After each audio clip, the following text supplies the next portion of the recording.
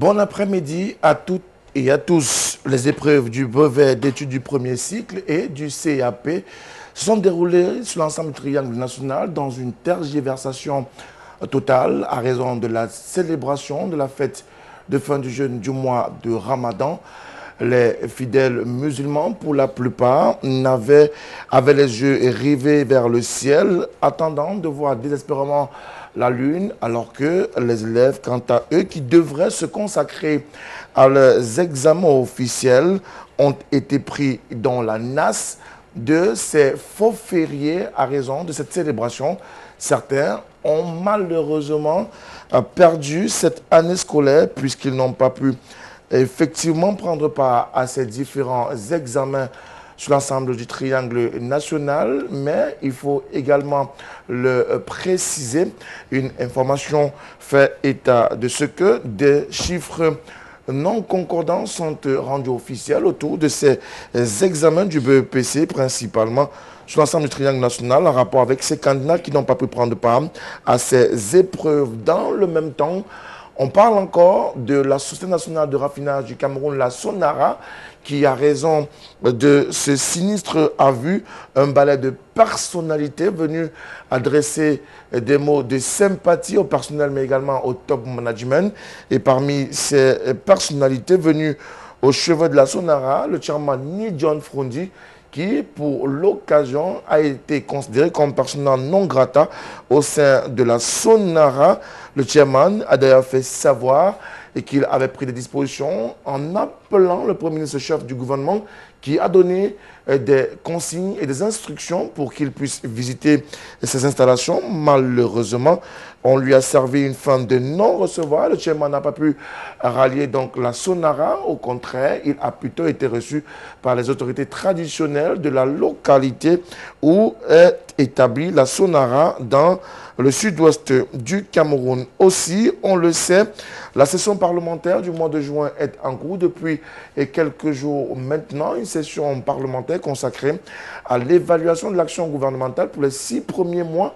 Y a-t-il véritablement un jeu autour de cette session parlementaire? Les parlementaires qui, pour le moment, sont en fin de mandature.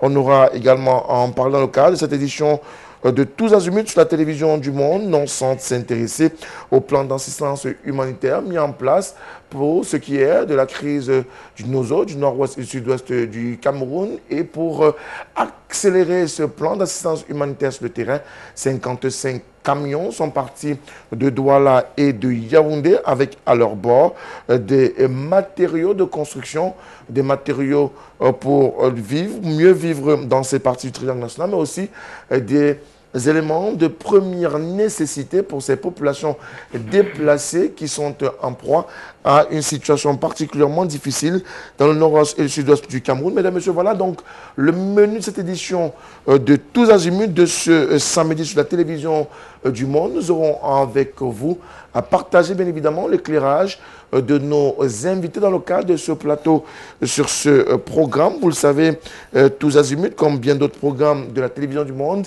est un programme interactif. Vous pourrez tout à l'heure nous envoyer vos contributions via le 6 99 57 30 26, 6 99 57 30 26 et vous ferez partie de la grande famille de ce programme. Tous azimuts, tous les samedis 15h, 17h, sur la télévision du monde. Dans les instants, mesdames et messieurs, ce sera la présentation du panel qui va échanger avec nous et avec vous à la maison. Ce sera dans quelques instants.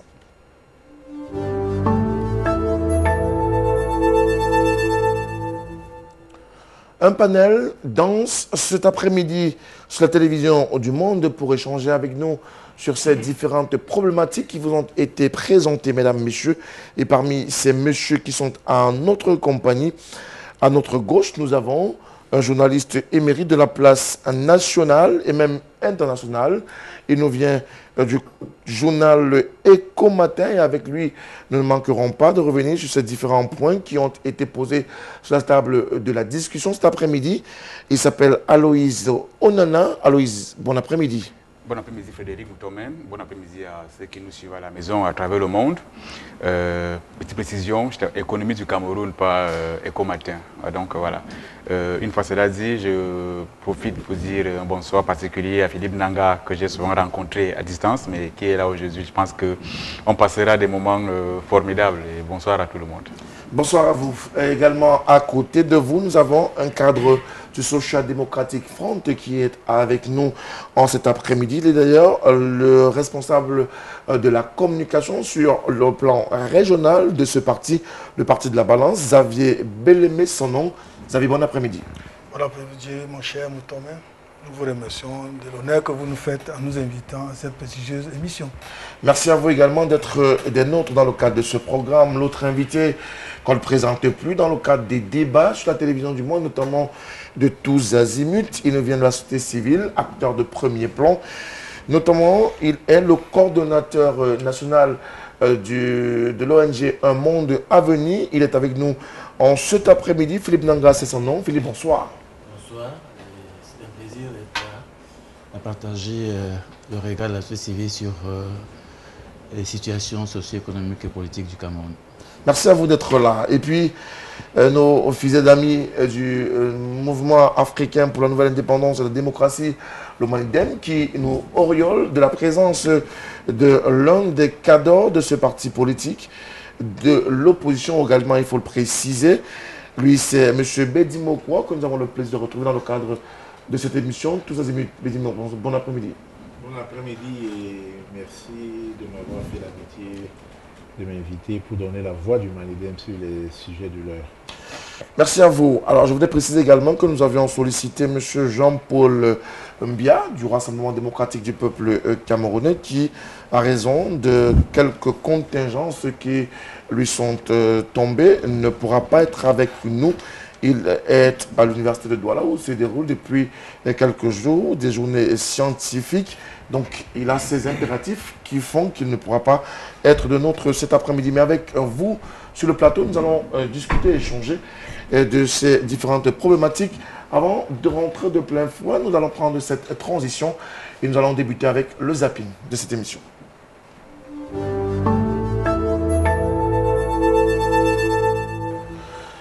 Le zapping, pour ce qui est de cette émission Tous azimuts de ce samedi, porte sur les épreuves du brevet d'études du premier cycle. Plusieurs candidats n'ont pas pu prendre part aux épreuves écrites de cet examen.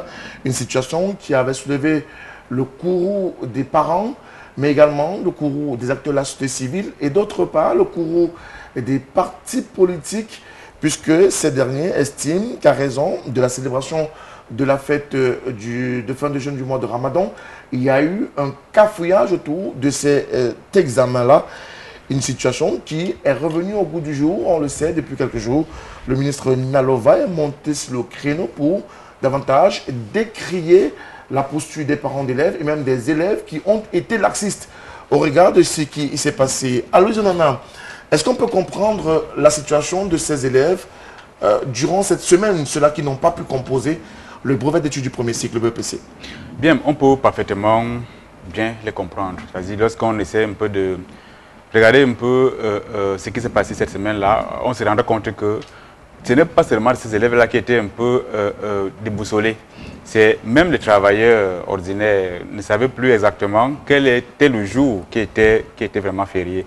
Il y a eu ce cafouillage-là et du coup, la conséquence a été que nos élèves, nos jeunes, qui déjà ne sont pas très attachés à l'actualité, étaient encore hautement plus déboussolés que ceux-là qui au quotidien s'occupent des questions de l'actualité ou alors qui au quotidien suivent le fil des événements qui meublent le pays. Donc, ils ont été carrément déboussolés et ils ont carrément raté l'examen. Et vous vous souvenez que vous avez suivi peut-être la réaction des membres de Douala, Moubarak qui a demandé carrément pardon aux étudiants, aux élèves parce qu'ils ont raté l'examen.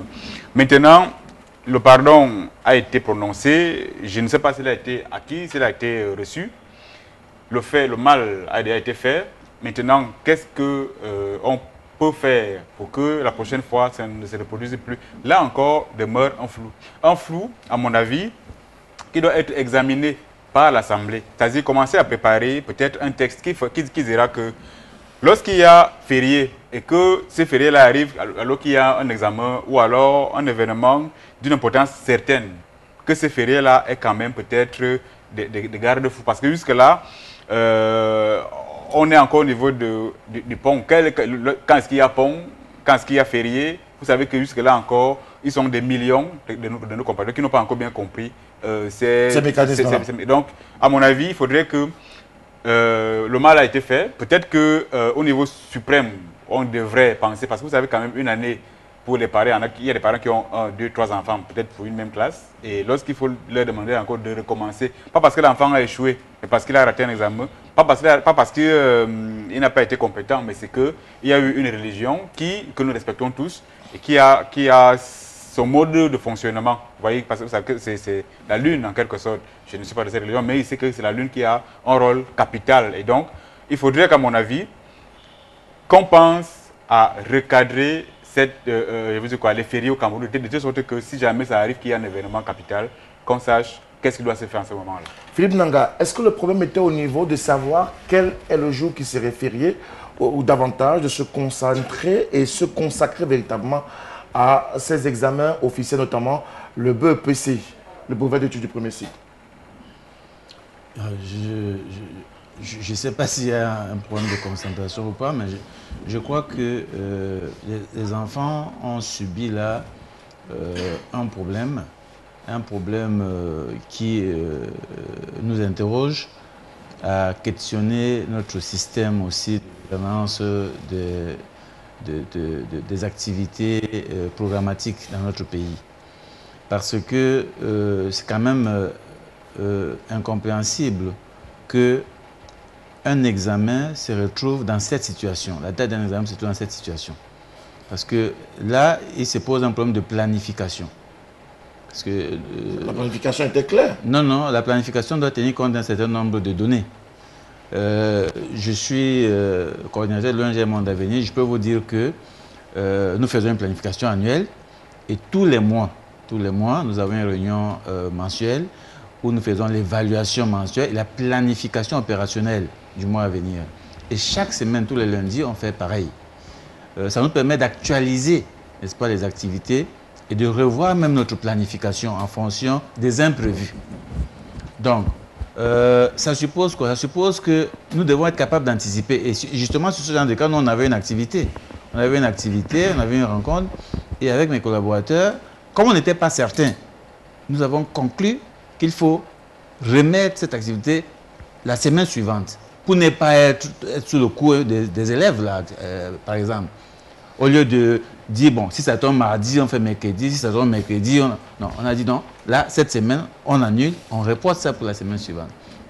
C'est pour dire quoi? C'est pour dire qu'il y a certainement un jour incertain, précis, pour la fête du Ramadan, mais il y a une période connue. Il y a une période connue, c'est-à-dire on sait que ça va tomber cette semaine forcément. On sait la semaine à laquelle ça va tomber quelques mois avant. Ça veut dire à ce moment-là, le ministère peut, n'est-ce pas, au regard de l'incertitude de cette fête-là, décaler les examens sur cette semaine en disant, ok, il est fort probable que le Ramadan tombe par exemple, entre le 5 et le 10. Entre le 5 et le 10. Mais on libère cette semaine-là, carrément. Parce que alors, toutes les données montrent que ce sera entre le 5 et le 10. Par conséquent, on décale. Moi, je n'ai pas compris qu'un examen tombe en pleine période de fête. Mais ce n'est pas la première fois que les examens tombent en pleine période de fête. Mais c'est une mauvaise planification. Ce n'est pas parce que c'est souvent arrivé qu'on doit admettre ça. C'est une mauvaise, parce que même s'il n'y avait pas ce problème-là, il y a une perturbation. C'est-à-dire que vous commencez un examen, vous arrêtez, vous recommencez. Pour un enfant, on a été tous dans cette situation d'examen, ça vous perturbe. Vous parlez de concentration. Comment vous pensez qu'un enfant musulman devrait se comporter dans une semaine où il commence un examen, après le lendemain, il est dans la fête en famille, et après le lendemain, il repart à l'examen? Ça perturbe forcément la concentration de l'enfant. C'est déjà ça un problème. Donc maintenant, ça a été plus grave du fait qu'il y a eu des communiqués qui se contredisaient. Un communiqué qui disait, c'est férié tel jour, un autre qui disait, non, c'est pas férié. Et du coup, jusqu'au jour à ce jour, à cette matinée-là, il y a des enfants qui ont hésité et en hésitant, ils se sont retrouvés en retard à l'examen. Je pense que c'est un problème de gouvernance générale qu'il va falloir regarder. Et à mon avis, un ministère, tout un ministère devrait avoir quand même les mécanismes de planification qui permettent à ce qu'on n'arrive pas à ce genre de situation parce qu'on ne s'improvise pas dans la planification. Dans la planification, on prévoit toujours les réajustements. C'est-à-dire que même à un mois, même si vous avez planifié une activité importante le jour J, et qu'un mois avant, vous vous rendez compte qu'il y a un événement autre qui s'impose à cette date-là, ou bien il y a une incertitude à cette date-là, vous décalez pour rassurer tout le monde. Je pense que c'est regrettable ce qui est arrivé. Maintenant, le débat, c'est comment on va faire de ces enfants, n'est-ce pas, qui risquent, parce que nous avons toujours espoir que peut-être le ministère va prendre une décision autre, qui risquent de perdre toute une année, quand on sait qu'une année, quand même, pour un enfant, pour un parent... c'est lourd. Voilà. On aura le temps d'en parler dans quelques secondes, mais Xavier Bellemé, on le sait, le Social Democratic Front s'est positionné dans cette logique de condamner davantage la programmation, mais au-delà, l'inertie, même l'attentisme du ministère des enseignements secondaires qui est resté sans rien faire. C'est le point de vue du SDF. Pourtant, tout était calé, tout était mis en œuvre pour que les examens, et notamment le BEP, cette session de juin 2019, se déroulent plutôt bien. Oui, effectivement, comme l'a souligné le coordinateur de Monde Avenir, et nous sommes, le gouvernement nous a toujours habitués de nager dans une cacophonie dont on ne peut pas déterminer. La réalité du communiqué de Madame le ministre, c'est que celui-ci consacre le déni de la réalité et le déni de la vérité.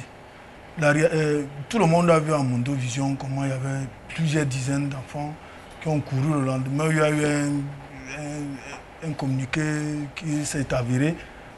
Plus tard dans la journée, c'était un faux communiqué qui avait une session de rattrapage. Mais cela cache, le communiqué cache la vérité. La vérité, c'est qu'à l'heure actuelle des institutions au Cameroun, il n'y a que le président de la République, la loi le dit, qui fixe à travers un décret présidentiel le contour et le contenu des examens.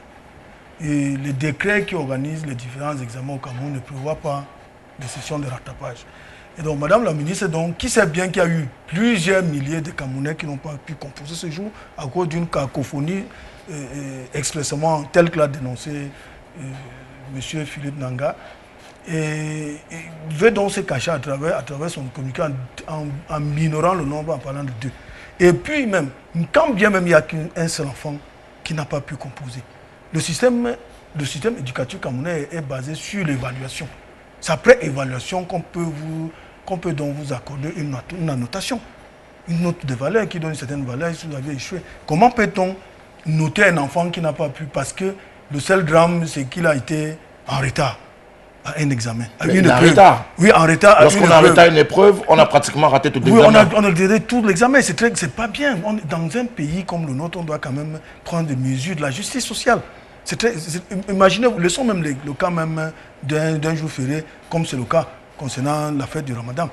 Vous pouvez sortir chez vous le matin. En sortant, prendre un taxi, une voiture vient vous percuter. Vous avez des blessures, on vous transporte d'urgence dans un hôpital. Ce qui n'est pas souhaitable, mais il faut prévoir. C'est un accident qui arrive. Le temps que vous arrivez, on vous fait des petits soins pour arrêter l'hémorragie et que vous repartiez, vous trouvez que vous êtes peut-être accusé de 30 minutes de retard, vous avez perdu tout l'examen. Et ça, c'est des choses qu'il faut plutôt réfléchir. Et c'est ce que Madame la ministre voudrait éviter. Elle crée donc la diversion à travers son communiqué pour dire qu'il n'y avait que 2 élèves. Ça ne veut rien dire ça. C'est la diversion pour éviter le débat du fond qui voudrait dire qu'ici, la responsabilité du chef de l'État est fortement interpellée. Est-ce que la responsabilité du chef de l'État, comme le pense le SDF, est interpellée ou alors c'est la responsabilité des élèves d'abord, des parents ensuite, dans cette situation un peu confuse dès le départ jusqu'à l'arrivée? C'est une bonne question parce qu'elle nous permet justement de fixer les différentes étapes de responsabilité dans cette malheureuse affaire. Parce que les pauvres enfants, comme on est en train de le dire, ont déjà perdu sûrement toute une année. On se demande bien comment les parents peuvent le ressentir avec les conditions difficiles dans lesquelles les parents sont. Pour moi, ces enfants ont été victimes de 2 choses. La première, on en a déjà parlé sur le plateau ici, c'est la mauvaise programmation des examens officiels. Bon, je ne vais pas m'étendre dessus. La programmation est faite depuis le début de l'année. Mais absolument, je reprends un peu ce que Philippe Nanga disait. Parce qu'on parlait de mauvaise programmation. Oui, qu'est-ce que j'appelle mauvaise programmation? Je crois que Philippe Nanga l'a développé tout à l'heure. Il est inadmissible qu'on programme des examens pendant les périodes de fête. Même si on sait d'avance qu'il y aura, plus encore quand on sait d'avance qu'il y aura cette fête, il est mauvais pour un enfant qui passe un examen, d'arrêter l'examen, aller à une fête et reprendre l'examen après. Donc on connaît très bien, même si on ne connaît pas la date précise, mais on connaît la période où survient cette fête. Donc il n'y a qu'à l'éviter tout simplement pour se mettre à l'abri de ce genre de déconvenus. La deuxième chose dont les enfants ont été victimes et qui est la plus grave pour moi, c'est le mauvais système d'information dans lequel nous vivons actuellement au Cameroun. Les Camerounais ont perdu confiance en leurs dirigeants au point où ils sont arrivés à oublier que l'information, la bonne information, vient du gouvernement. Doubler à cela le phénomène que nous subissons, je préfère dire que nous subissons, des fake news, de ceux qui se sont érigés en donneurs d'alerte, qui ont pris la responsabilité maintenant d'informer le public et tout. Le pauvre public se trouve totalement désemparé, perdu. Et on est arrivé à faire foi, à croire en tout ce qui est annoncé dans les réseaux sociaux sans aucun sens de discernement. Voilà à quoi ont été victimes ces enfants.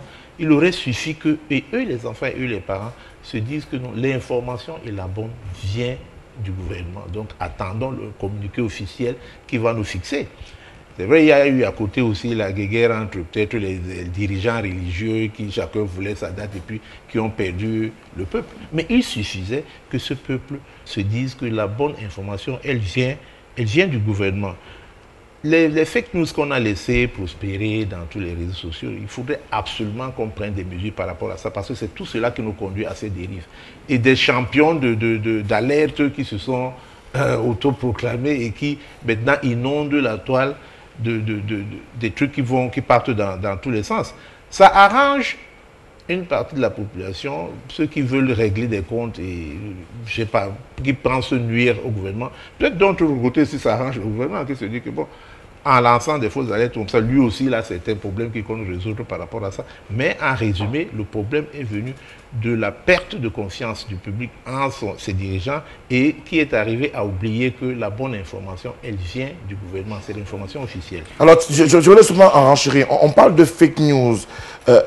Les élèves ne sont pas allés composer parce qu'ils étaient pris dans l'étau de ce malheureux faux férié du fait des calculs par rapport à la fête de fin du jeûne du mois de Ramadan. Mais en même temps, on les a vus très nombreux sortir alors qu'il y a eu un fake news autour d'une reprogrammation d'une épreuve de mathématiques de ce même BEPC que certains n'ont pas pu composer à raison de cette fête de fin du jeûne du mois de Ramadan.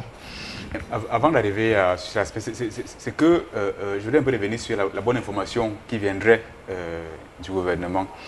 Peut-être pas forcément du gouvernement, mais davantage des imams eux-mêmes. Vous savez, quand vous avez... je pense... C'est pas des imams, la voix officielle, la voix officielle aurait pu se prononcer là-dessus.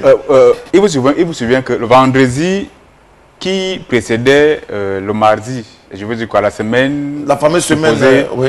Je suis allé dans le colonne de Cameroun Tribune. Ils avaient donné la parole à un imam qui certifiait que la fête avait lieu le mardi 4. Ça fait que moi j'ai passé mon week-end. Je savais très bien que s'il y a fête du Ramadan, elle aura lieu le 4. C'est lorsqu'un confrère me dit non, la fête a lieu plutôt mercredi, le 5. Je dis non, pas possible parce que moi j'ai lu dans le colonne de Cameroun Tribune que moi, journaliste que je suis, je savais que quand une info passe dans le colonne de Cameroun Tribune, c'est que la parole est donnée à la bonne personne. Voyez. Donc moi je suis parti, quand Christian Api, qui est également journaliste, me dit mais attends, la fête a lieu mercredi, je dis non. C'est que moi j'ai lu dans un journal sérieux, crédible, comme Cameroun Tribune, c'est que la fête a lieu mardi. J'ai entendu, c'est mardi matin que j'apprends qu'en vérité la fête a lieu plutôt mercredi. Alors là, je comprends qu'en vérité, c'est également trompé de source. Donc, pourquoi ils sont allés vers cet imam? C'est qu'ils avaient également la conviction que c'était la bonne personne. Voyez-vous? Donc, à mon avis, il faudrait que les imams se rencontrent. En fait, nous livre la voie par laquelle, un peu comme font les évêques catholiques, quasi on sait que lorsqu'il y a une position officielle qui les concerne, on sait bien qui parlera. On sait bien que jusqu'à une période récente, c'était Monseigneur Cléda. Et que depuis un temps, je crois que c'est Monseigneur Abraham Comé, je pense bien. C'est assez structuré. Bon, comparaison n'est pas raison, mais il faudrait qu'eux, à leur niveau, si on a de la peine à savoir quand est-ce que le ramadan aura lieu de manière mathématiquement fixe, comme le cas du 25 décembre, on sait très bien que, quel que soit... Comme ce n'est pas très possible, c'est même pas possible avec l'islam, on sait d'ailleurs que c'est le mois de juin, par là. Peut-être qu'il faudrait analyser soit... On dit que c'est un mois qui n'a pas d'examen officiel, ou alors... on revoit un peu, comme c'est souvent vers la fin du mois, ou alors vers le début, on cherche donc à recalibrer, à faire de telle sorte qu'il n'y ait plus de cacophonie. Maintenant, je veux... Oui. Non, allez-y. Bon, maintenant, les cours de mathématiques, c'est justement la suite logique du désordre qui a commencé dès le départ, tout simplement. La suite logique. Oui, c'est-à-dire que c'est peut-être une suite logiquement illogique. Donc, malheureusement, l'emprise des réseaux sociaux a eu le dessus sur ces élèves qui avaient besoin d'être concentrés pour leurs épreuves. Là, vous évoquez un aspect... L'année étant achevée, les examens étant terminés, aucune information, parce que ces élèves que nous avons rencontrés dans plusieurs examens nous ont dit qu'ils ont entendu dans certains médias et ont lu sur Facebook. Très bien. Vous dites la suite. Au niveau des médias, je reste encore un peu dubitatif, mais beaucoup sont... Regardez un peu l'âge des gens qui sont en troisième. C'est des enfants qui sont connectés beaucoup plus sur Facebook.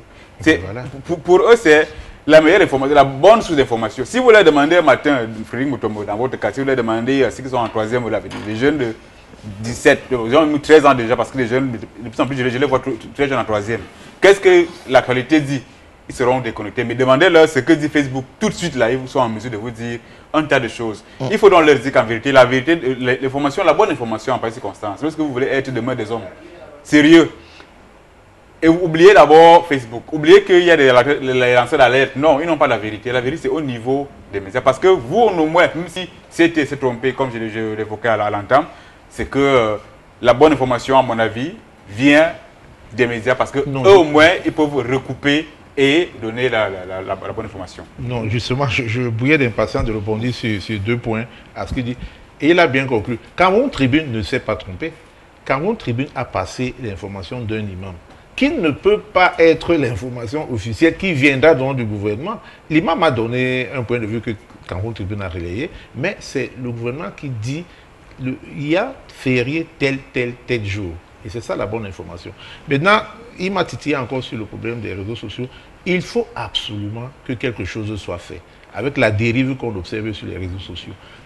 Il a évoqué le cas des enfants qui pensent maintenant que c'est la vérité, qui oublient que c'est des gens qui s'assoient dans leur chambre et qui publient n'importe quoi, très souvent de leur imagination, et que les pauvres enfants sont maintenant en train de cueillir comme parole d'évangile.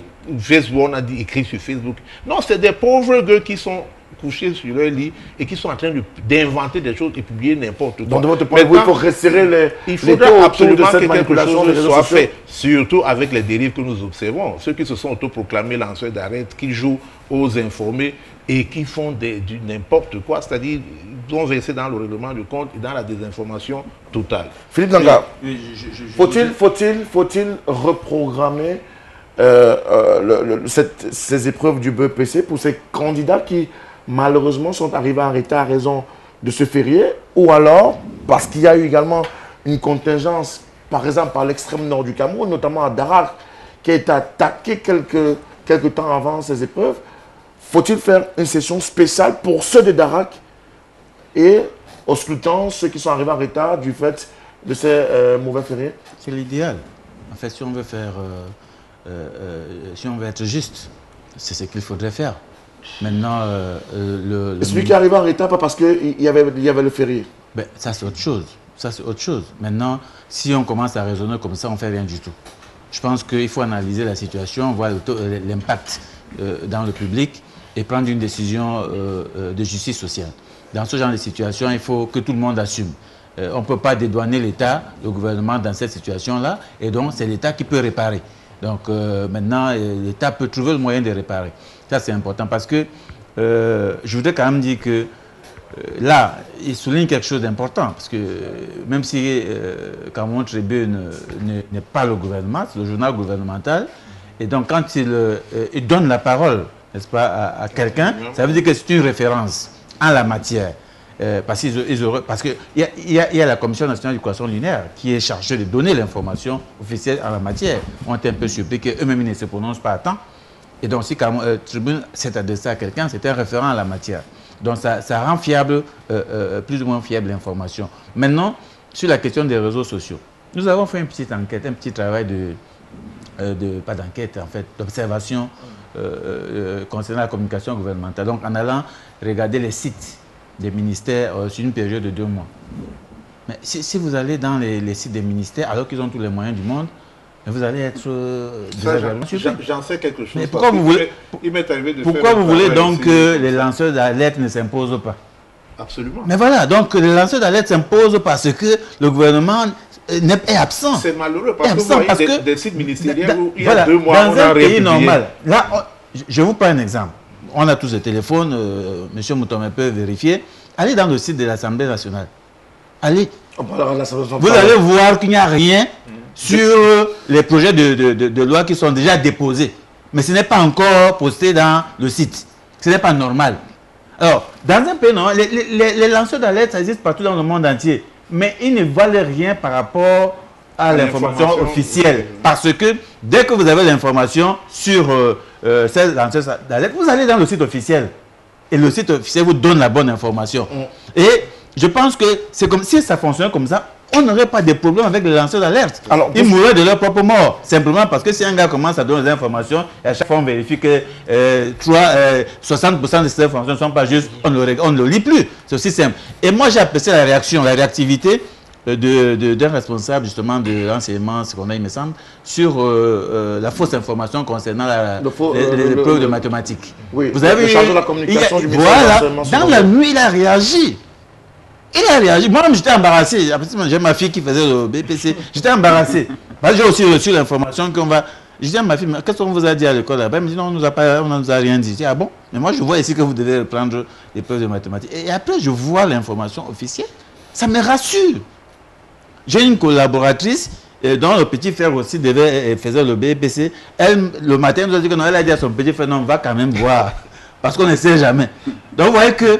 Mais quand on a l'information officielle, si on a le site qui fonctionne, on va dans le site, on a l'information, ça rassure tout le monde. Alors, est-ce qu'on n'est pas dans une politique du 2 poids 2 mesures telle que le SDF veut aujourd'hui présenter la chose, une session spéciale pour les candidats retardataires, appelons-les ainsi, retardataires au BEPC à raison de la fête de fin du jeûne du mois de Ramadan, mais également pour ceux de Darak qui ont subi les affres de Boko Haram.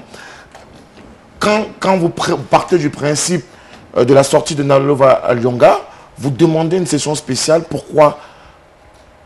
Oui, c'était un cas social. Nous avions dénombré le comité exécutif national. Il y a près de 350 000 candidats du BPC sur l'ensemble triangle national. À peine 2000, d'après vos chiffres, ont répondu aux abonnés absents à raison de ce BPC. Pourquoi une session spéciale pour seulement 2000 candidats? Permettez-moi de m'exprimer ainsi. Non, j'ai demandé de m'exprimer ainsi, s'il vous plaît.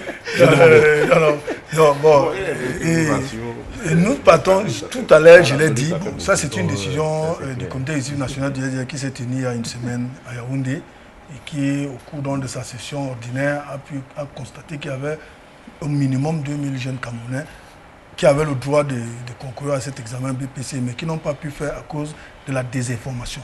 Et tout à l'heure, dans mon propos précédent, je disais que au-delà du fait qu'il y a un seul élève et que le communiqué de Mme la ministre Nalova Lyonga ne reflète même pas la maman qu'elle est, parce que c'est une mère de famille, et doit avoir aussi... On n'a pas d'administration sur le cœur aussi. Bon, et de deux, un seul enfant, l'État doit pouvoir assurer la sécurité de tous ses citoyens, prise de manière individuelle et collective. Et au-delà de tout ça, son communiqué vient tout simplement faire la distraction pour que le débat du fond, parce qu'il faut déjà aller voir le paysage institutionnel qui organise les examens au Cameroun, comprendre pourquoi est-ce que la loi ne prévoit pas les sessions de rapportage. Il ne peut pas dire la loi, parce que c'est le décret présidentiel. Parce que la loi reconnaît au président de la République l'autorité à la matière de pouvoir organiser le contour et le contenu des examens officiels au Cameroun. Et ce décret du président de la République ne prévoit pas de session de rattrapage. C'est ce que donc Madame la ministre voudrait donc qu'on puisse entrer au débat du fond. Qu'elle voudrait donc minorer, ou bon, elle a une nouvelle technologie qui revoit de manière drastique le nombre des jeunes Camerounais qui n'ont pas pu prendre part à cet examen. Bon, ça relève de sa responsabilité. Nous, on se sujet donc sur ça. Le débat du fond, c'est que le texte actuellement ne prévoit pas qu'il y ait des sessions de rattrapage. Pourtant, à l'université, il y a la validation des UV pour que vous passez en classe supérieure ou bien vous obtenez votre licence. C'est deux systèmes différents aussi. Oui, mais on doit ramener... Système supérieur ça... et système secondaire, c'est pas la même chose. Voilà. Et nos gouvernants, mon cher Mouton, ont l'habitude de copier ce qui se passe en France. Pourquoi ils ne peuvent pas copier ce côté positif de la France, qui voudrait qu'il doit y avoir des sessions de rattrapage dans tous les examens qu'on organise à l'État, qu'on prévoit ça. C'est ça le problème du fond. Donc, ça, c'est un refus de vérité, un déni de vérité, un déni de réalité. La réalité, c'est ça. Et puis de deux, je reviens encore à ce que j'ai dit. Vous pouvez sortir de chez vous le matin et que vous avez passé 9 mois, vous avez été en avant assidu au cours. Vous aviez 18, la moyenne générale en classe. 18 sur 20, 19 sur 20, voire même 20 sur 20. Parce que vous avez été absent 30 minutes à une seule épreuve. La loi est due, mais c'est la loi. Mais c'est ce qu'on est en train de dénoncer, que Madame la ministre ne voudrait pas qu'on entre au débat du fond, qu'on doit revoir les textes de loi qui organisent les examens au Cameroun, que ces textes consacrent l'injustice. Et c'est même un scandale. Plusieurs personnes devraient même être scandalisées sur ça. Un enfant ne peut pas passer 9 mois, il a étudié au cours, et qu'il a eu 18%, 19, 20 sur 20, et qu'en une seule épreuve, parce qu'il a accusé un retard de 30 minutes, pour des raisons qui peuvent être hors de sa volonté, comme ce cas du 4 juin dernier, parce que c'est un imam. C'est un imam qui commet un communiqué pour dire que la fête du Ramadan va se tenir le 4. Et un imam, c'est une autorité en la matière. En ce qui concerne le tout. Et on sait chez nous que le jour qui a la fête du Ramadan, c'est férié. Et ces élèves, s'ils sont restés chez eux, ils ont raison. Et l'État a tous les moyens de communication possibles pour pouvoir démentir et demander aux parents d'envoyer les enfants à l'école le lendemain pour pouvoir les composer. Mais l'État n'a pas fait. On a pris le cas, mon voisin de gauche, excusez si je vous appelle ainsi, Aloïs Onana. Aloïs Onana a fait mention tout à l'heure que le quotidien gouvernemental et mes amis de Manidem avaient à l'époque, bon, sauf comme ils ont changé maintenant, il fallait ça la Pravda gouvernementale pour faire allusion à l'ancienne Union soviétique. Vous savez que c'est elle qui a l'information officielle. Si Cameroun Tribune peut publier une interview, le point de vue de quelqu'un. Non, d'un imam. Oui, pas le point de vue de quelqu'un. Un imam est une autorité en matière de religion. Mais il peut se tromper comme plusieurs autres imams. Mais que voulez-vous que l'élève qui doit aller composer ces 4, il va penser quel sera son état d'esprit. Il va penser qu'il n'y aura pas examen ce jour. Pour l'instant, il était question, ne dédouanons pas la responsabilité du gouvernement. Le gouvernement a l'entière responsabilité de l'échec ou de l'absence de plusieurs jeunes Camerounais qui n'ont pas pu composer ces jours. Alors, et qui aujourd'hui se retrouvent dans une situation d'inconfort où on va amener les enseignants à pouvoir nous donner une note d'échec alors que le policier voudrait qu'on vous évalue d'abord avant de vous accorder une alors, mais pour l'instant, on va sortir de ce sujet. Chacun de vous doit avoir une minute juste, parce qu'il y a 3 autres sujets qui nous attendent. Oui. Une minute chrono en main. Merci. En fait, je voudrais évoquer l'aspect de l'information qui est devenue ultra rapide aujourd'hui. Et lorsqu'elle est devenue ultra rapide, vous avez nos dirigeants qui se complaisent à faire des communiqués officiels pour dire qu'ils n'ont pas de compte Facebook, de compte Twitter, alors que leur chef suprême communique, même si ce n'est pas lui-même qui a derrière son téléphone portable pour faire des suites. Mais nos ministres se contentent, le public permanemment dans les colonnes des journaux sérieux pour dire que tel n'a pas de compte Facebook, alors qu'aujourd'hui, le monde veut que qu'est-ce qu'il faut faire pour les il faudrait que, à mon avis, que nos dirigeants, les ministres, par exemple, aient des comptes. C'est-à-dire que lorsqu'il y a un problème de ce genre ici, qu'ils réagissent rapidement, un compte officiel connu de tout, ça fait que même ceux qui lancent les alertes auront de la peine à s'imposer. Oui, absolument. J'ai commencé à le dire tout à l'heure, c'est le mauvais système d'information.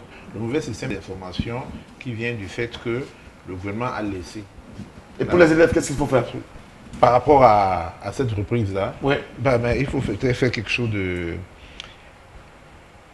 ça ne peut pas être tranché comme ça parce que il y a, vous l'avez dit vous-même tout à l'heure, il y a 2 cas différents. Il y a le cas de ceux qui sont arrivés en retard. Il y a maintenant le cas de ceux qui n'ont peut-être pas pu se déplacer à cause de l'insécurité dans le Nord. Bon, il faut peut-être revoir ces choses cas par cas. Et il n'en demeure pas moins que le système même de programmation des examens est à revoir. Et même la validation des examens, parce que ce qu'il dit, lui, M. Bellemé soulève là, est important, mais vous savez que c'est quelque chose aussi difficile à manipuler. Si on laisse maintenant faire passer les élèves par rapport à leur note de classe, vous voyez dans quelle dérive on va tomber. Non, je pense que le ministère des techniciens, des pédagogues, des spécialistes sur ces questions-là, moi j'ai parlé avec quelques enseignants qui m'ont dit que c'était possible de reprendre, de faire faire le rattrapage à ces enfants qui ont subi cette conséquence communicationnelle. Donc je pense qu'ils peuvent réfléchir à trouver le moyen, un moyen que j'appelle une réponse de justice sociale. D'accord. On va passer au sujet suivant, hein, si vous le permettez bien, messieurs et dames à la maison. On va parler de ce sujet en rapport avec le chairman du Social Democratic Front, le président Ni John Frondi, qui s'est rendu au chevet de la Sonara cette semaine. Question de visiter les installations sinistrées au lendemain de ce grave incendie qui avait ravagé une bonne partie de la Sonara dans la nuit du vendredi 31 mai 2019 dernier. Pourtant, le chairman qui y allait pensait poser une bonne action, mais il lui a été servi une fin de non-recevoir. Est-ce que vous pouvez nous situer exactement sur les contours de cette descente de chairman Ni John Frondi à la Sonara?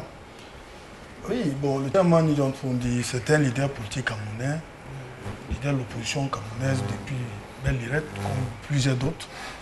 Et a cru en tant que citoyen camerounais et à cette qualité, la Sonara étant un patrimoine, faisant partie du patrimoine national, il était de bon ton pour un leader de sa dimension de pouvoir descendre sur le lieu et puis s'enquérir exactement de la situation.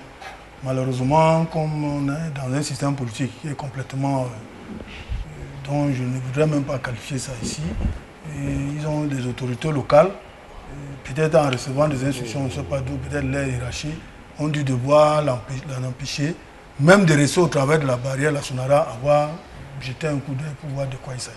Bon, voilà en quelque sorte exactement ce qui s'est passé. Et que de Dieu, le chairman, en agissant ici, ils ont oublié que le chairman pouvait être président de la République en 1992. Sa victoire a été volée.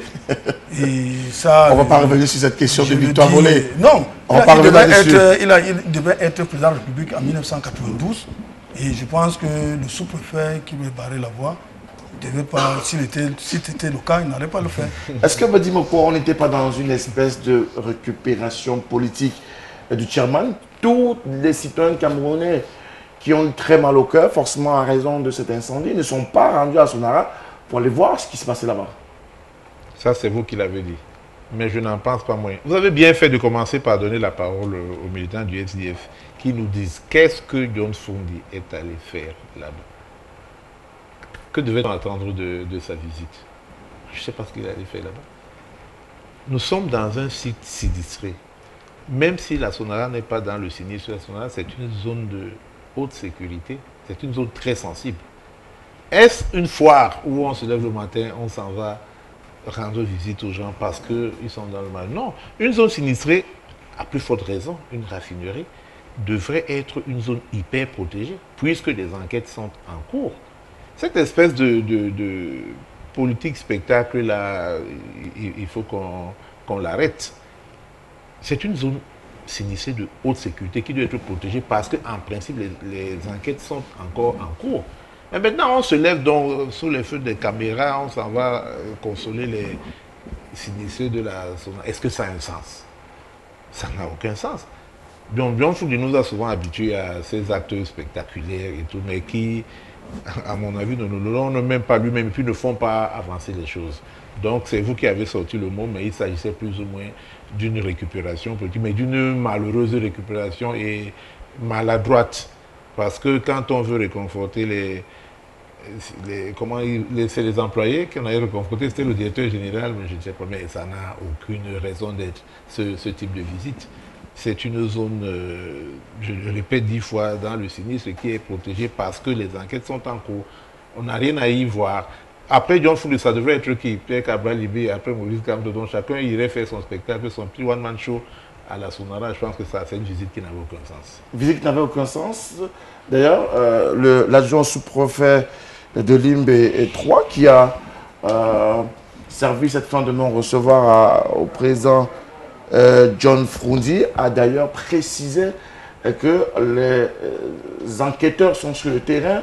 Au-delà de cela, des mesures de sécurité particulières doivent être prises pour pouvoir l'accompagner. Cela n'avait pas été mis en place. Non, je crois qu'il y a un problème parce que j'ai suivi le président John Froundi, qui a dit avoir pris la précaution d'appeler le Premier ministre et qui lui a rassuré qu'il pouvait effectivement se rendre dans ces lieux.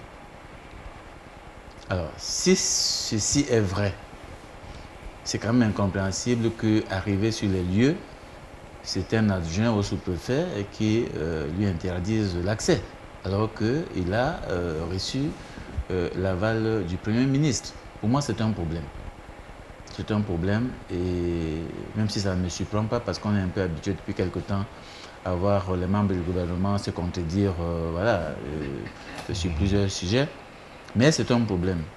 Ça, c'est d'un. De deux, je crois que quand on a une situation aussi grave que celle de l'incendie à la Sonara,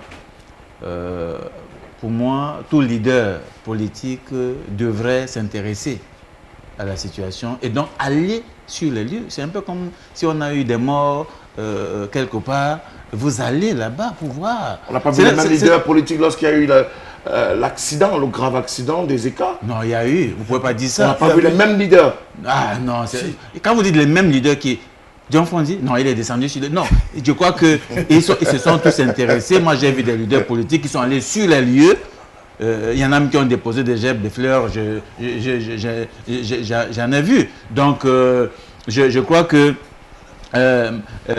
il faut prendre ça comme ça. Maintenant, moi, ça me pose aussi un problème parce que, au-delà du fait que, normalement, hein, c'est un geste normal pour moi, pour John Froundi, d'y aller, de voir l'ampleur des dégâts. Ce n'est pas pour forcément compatir autres, mais c'est pour voir l'ampleur des dégâts. Comme a dit le militant du SDF, c'est des potentiels dirigeants. En tant que potentiel dirigeant, c'est bien qu'il aille voir l'ampleur des dégâts. Ça lui donne des idées parce que les leaders, les responsables des partis politiques pensent la société, ils pensent comment gouverner. Ça permet d'anticiper dans leur propre programme. S'ils ne vont pas voir comment les choses se passent, l'ampleur de comment anticiper, ils ne vont pas travailler dans leur propre programmation, comment ils peuvent anticiper ce genre de sujets. Je pense que c'est normal pour un leader politique d'aller sur les lieux pour ne pas s'enquérir de l'ampleur de la situation et pouvoir y réfléchir et apporter même sa contribution en termes de proposition au gouvernement. Moi, j'ai trouvé ça comme un geste plutôt de collaboration avec le gouvernement. Et c'est dommage qu'on lui interdise d'avoir accès parce que, là encore, ça renforce la suspicion qu'on a parce que plusieurs indicateurs et d'experts ont révélé qu'en réalité, cet incendie était prévisible. Peut-être que le gouvernement craint qu'une personnalité comme John Froundi aille effectivement là-bas et découvre que il y avait quand même un souci, n'est-ce pas, de maintenance qui aurait favorisé, n'est-ce pas, ce qui est arrivé. Et donc, et finalement, récupère politiquement cette affaire. Je pense qu'il y a aussi eu cette crainte-là. John Froundi, dans sa propre déclaration, a dit qu'il n'est pas technicien. Il venait simplement apporter un soutien de compassion à cette entreprise, ce fleuron de l'économie. Mais en même temps, lorsqu'on n'est pas technicien, pourquoi y aller? Bien. Pourquoi y aller lorsqu'on n'est pas technicien? Je ne sais pas si M. Gaston Elunde Somba est un fin limier de toutes les questions qui ont travaillé dans le pétrole. Tu sais, justement, c'est-à-dire que vous êtes journaliste, mais je ne suis pas sûr que si on vous pose des questions relatives au sport, que vous connaissez tous les domaines du journalisme. Vous avez votre domaine à vous, de manière spécifique, vrai ou faux, j'imagine que c'est vrai. C'est pour dire quoi? C'est pour dire qu'à la suite des ministres qui sont allés à la suite à la Sonara, tous ne sont pas des experts en des questions hydrauliques et autres. Non, pas du tout. Mais pourquoi ils sont allés? Ils sont membres du gouvernement. Mais en vérité, à mon avis, ce n'est pas ces visages-là que moi je voulais voir lorsque cet incident s'est produit. Je me suis attendu à voir, une fois le président s'est déplacé, au moins aller sur le champ de cette entreprise qui, il faut le dire, joue un rôle hyper important dans notre économie. Imaginez un peu une Sonara carrément rasée carrément brûlé. Zéro réserve. C'est la mort totale de tout un pays, carrément. Donc, lorsque une partie est hautement atteinte, qu'est-ce qu'il fallait faire, à mon avis? Ce n'était pas la visite des ministres qui était salutaire peut-être, mais ce que moi, je voulais voir comme journaliste, c'était la descente, pour une fois, du président au sein de cette entreprise. Bon, cela n'a pas été fait. Il a ses raisons. Maintenant, donc, comme il y a un autre président de parti politique qui veut ravir la vedette à celui qui est en place depuis des longues décennies maintenant, qu'est-ce qu'il faut faire? Il faut lui donner une procuration au téléphone.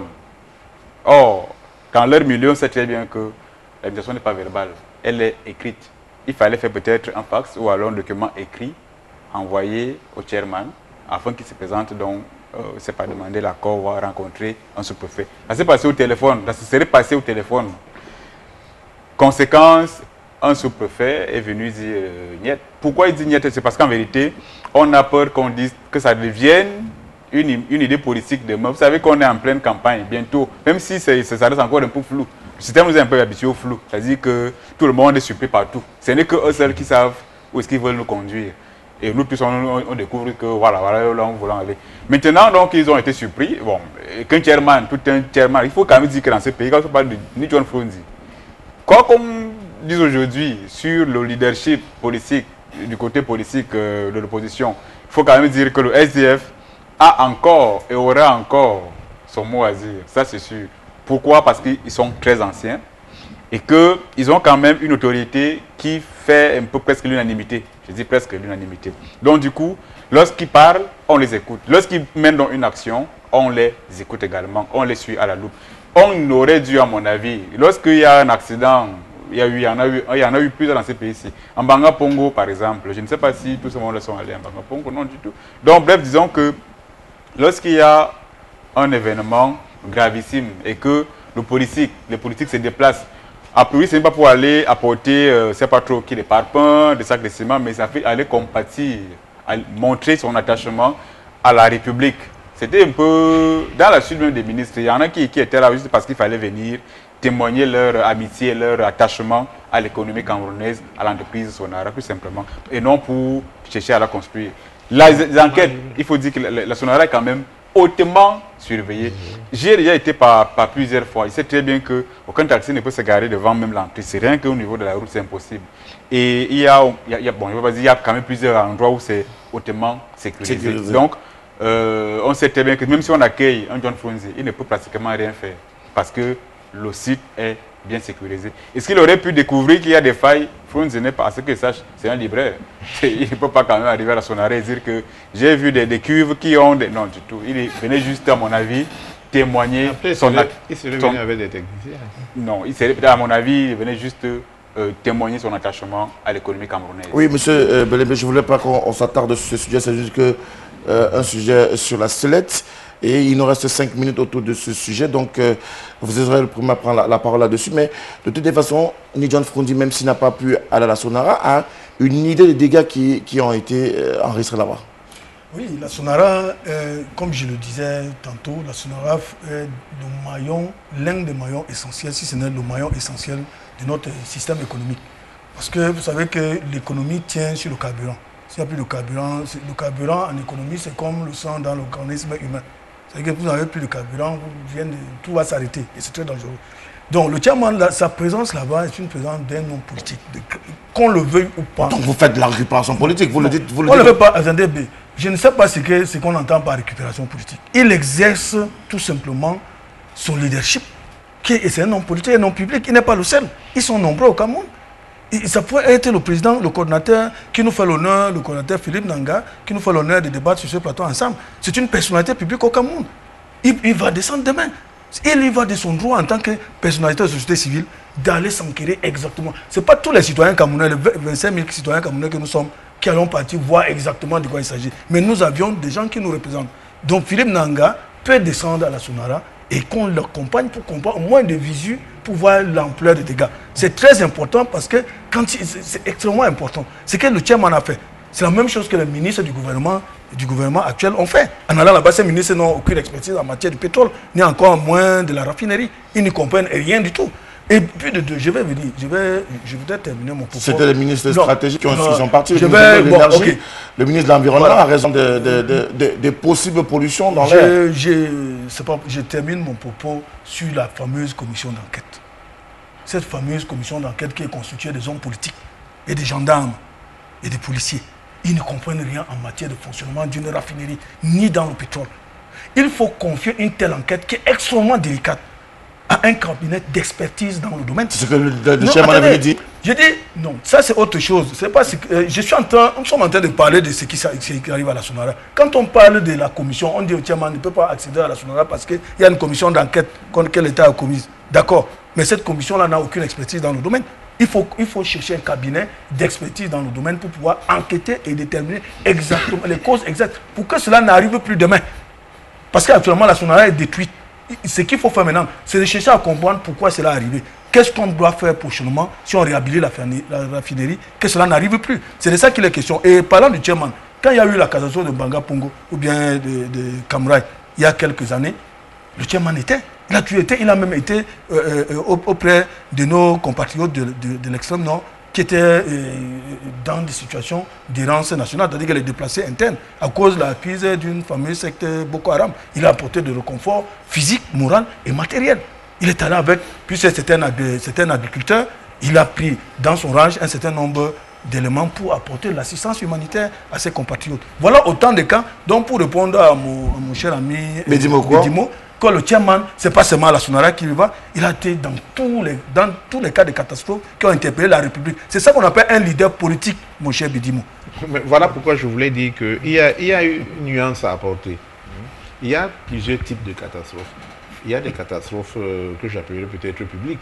C'est-à-dire, il y a la tragédie des écarts, c'est public, c'est des gens qui sont morts, c'est un train qui s'est renversé. À ce moment, c'est même le devoir des leaders, qu'ils soient politiques d'opinion ou autres, d'aller vers les blessés, d'aller vers les malades, de leur apporter du réconfort. Là, c'est tout à fait louable comme opération.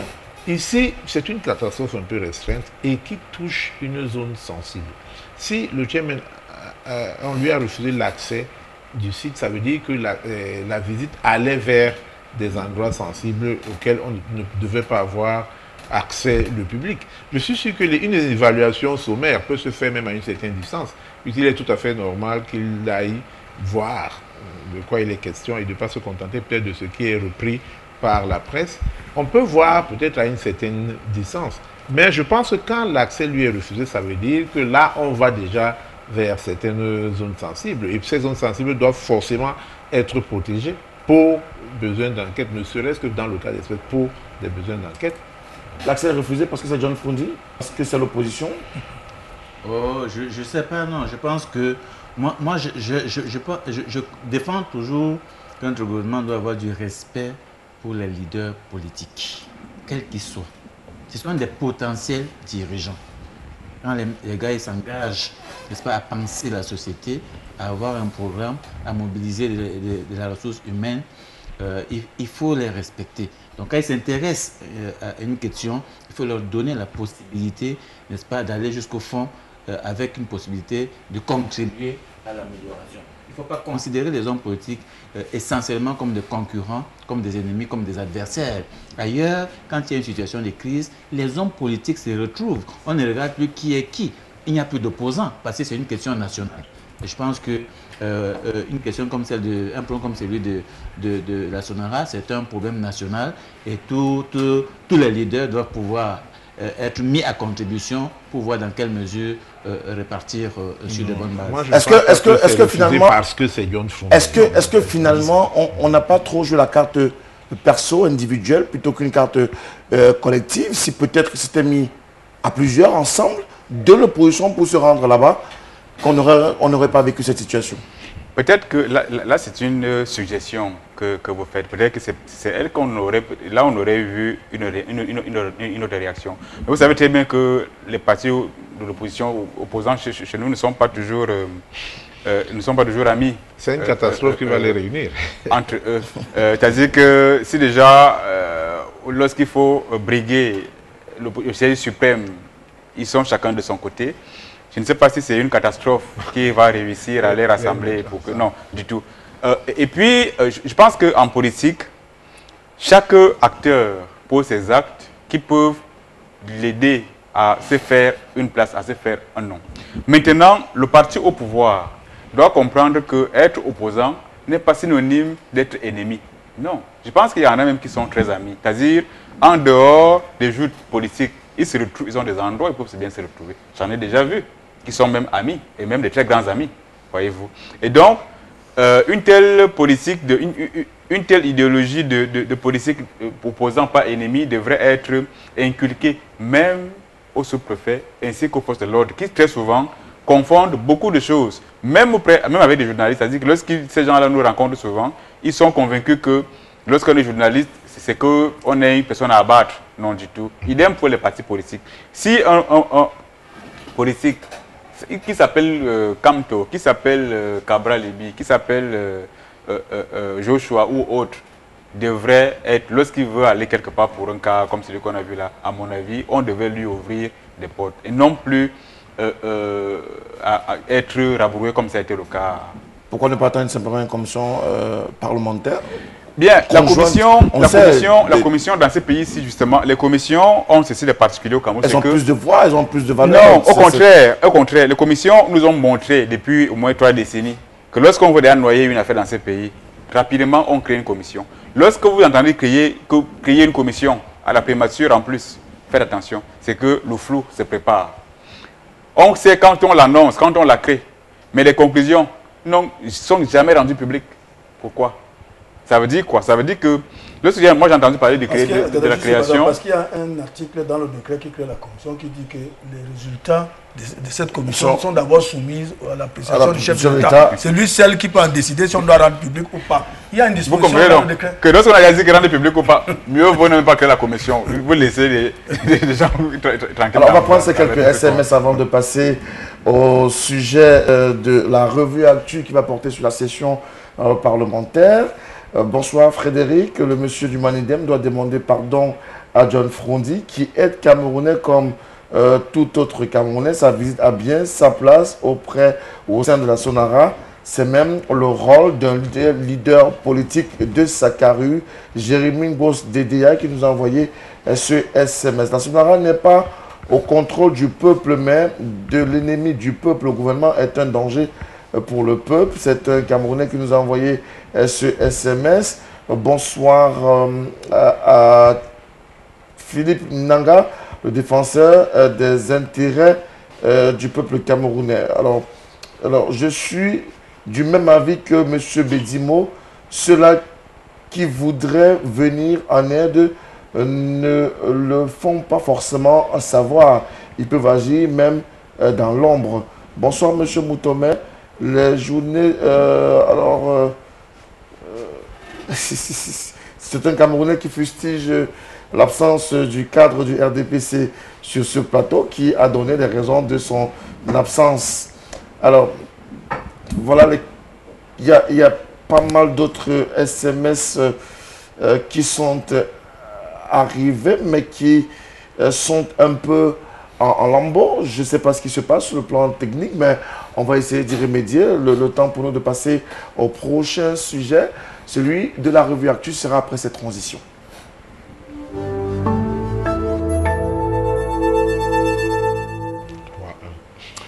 La session parlementaire du mois de juin 2019, la session évaluative essentiellement, a été lancée le 10 juin 2019 dernier à Yaoundé, à l'hémicycle des Verts de Ngouaikele par l'honorable Kabaye Djibril et puis au Palais des Congrès par le président de la Chambre haute du Parlement, Marcel Niad Difendi, par ailleurs, deuxième personnalité au Cameroun, session qui, il faut le préciser, est essentiellement consacrée à l'action gouvernementale. Et puis, depuis quelques jours, notamment depuis ce jeudi et ce vendredi, les députés questionnent les membres du gouvernement pour ce qui est de leur action pendant les 6 premiers mois de l'année 2019. Une belle initiative, souvent un exercice particulièrement difficile pour les députés et d'autre part pour les membres du gouvernement, mais une session parlementaire tout de même particulière. Y a-t-il véritablement un enjeu autour de cette session parlementaire qui a été ouverte le 10 juin dernier? Oui, il y a un enjeu particulier. C'est que logiquement, ça devrait être la dernière pour nombre d'entre eux. Maintenant, ça c'est d'un, et de deux, c'est le ton de Kava Yegué Djibril. Il vous souvient que il a tenu un discours qui a quand même, qui était à mon avis un peu osé. Vous savez très bien que il a été appelé par les confrères de mutation le fou du roi. Lorsqu'on parle du fou du roi, c'est que Kava Yegué Djibril a pris sur lui, n'est-ce pas, de titiller les puissances étrangères, disant que, en fait... Non, à la gérance de façon globale. Très bien. Et donc, c'est un enjeu, je peux dire, énorme, très, très grand. C'est que il faut également lier ces événements. Le discours du chairman, l'action, on va y arriver, j'ai entendu parler d'un sujet sur les dons en zone anglophone. Vous voyez un peu, et qui était avec M. Atanganji. Vous comprenez un peu comment l'État parle, c'est-à-dire se défend en quelque sorte. Donc, on est en train on a sur la table une session vraiment importante sur plusieurs plans. Maintenant, sur le cas du discours du chairman, oui, du cavalier Djibril, c'est que je retiens beaucoup plus le doigt, l'index qu'on a vers les puissances étrangères. Oui, c'est bien beau, mais il faut dire que c'est presque la première fois qu'on entend ce sujet être évoqué de manière officielle à l'Assemblée nationale. Et cela est fait après la réaction, je crois, du Parlement européen. Et c'est notre manière à nous donc d'agir. Or, qu'est-ce que les Camerounais attendent? C'est que ce sujet-là soit débattu sérieusement au niveau de l'Assemblée, qui est malheureusement restée muette jusqu'à présent. Et comme elle est toujours restée muette, la conséquence, c'est que même au niveau suprême, c'est vraiment le même mutisme. On continue à poser des actes, à poser du sparadrap sur une énorme plaie qui a besoin de vrais médicaments. Donc, à mon avis, si enjeu il y a, en dehors de l'ingérence, de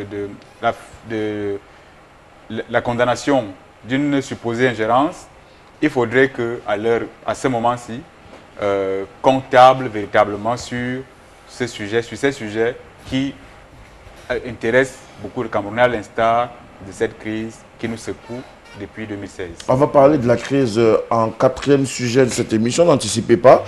Je voudrais qu'on reste en ce moment sur cette session parlementaire. Philippe Nanga, vous l'avez suivi, une session qui pourrait, d'après les propos, même d'après la situation actuelle, on sait que les mandats de députés devaient s'achever en 2018. Ces mandats ont été prorogés d'un an par le chef de l'État, Paul Biya. Donc cette session devrait pouvoir être la dernière. On peut imaginer, on peut espérer que les députés donnent plus que ce qu'ils ont toujours donné jusqu'ici. Je préfère souvent être optimiste et penser que ça existe les derniers sursauts d'orgueil et que des gens poussés dans leur dernier retranchement peuvent se dire « Ah, pour une fois, nous allons créer la surprise et faire autrement ». C'est d'ailleurs dans ce sens que Un Monde à Venir a adressé une lettre au Parlement pour leur demander, n'est-ce pas, d'user du pouvoir que leur confère la Constitution en inscrivant dans leur ordre du jour, parce que c'est eux qui adoptent leur ordre du jour, en inscrivant dans leur ordre du jour les problèmes réels qui affectent le quotidien des Camerounais. Et ces problèmes-là, il y a la crise anglophone, il y a Boko Haram dans le Grand Nord, et il y a la crise post-électorale qui perdure. Nous avons demandé au Parlement, donc aux deux chambres, d'inscrire ces problèmes-là, parce qu'ils ont aussi la prérogative de contrôler l'action gouvernementale.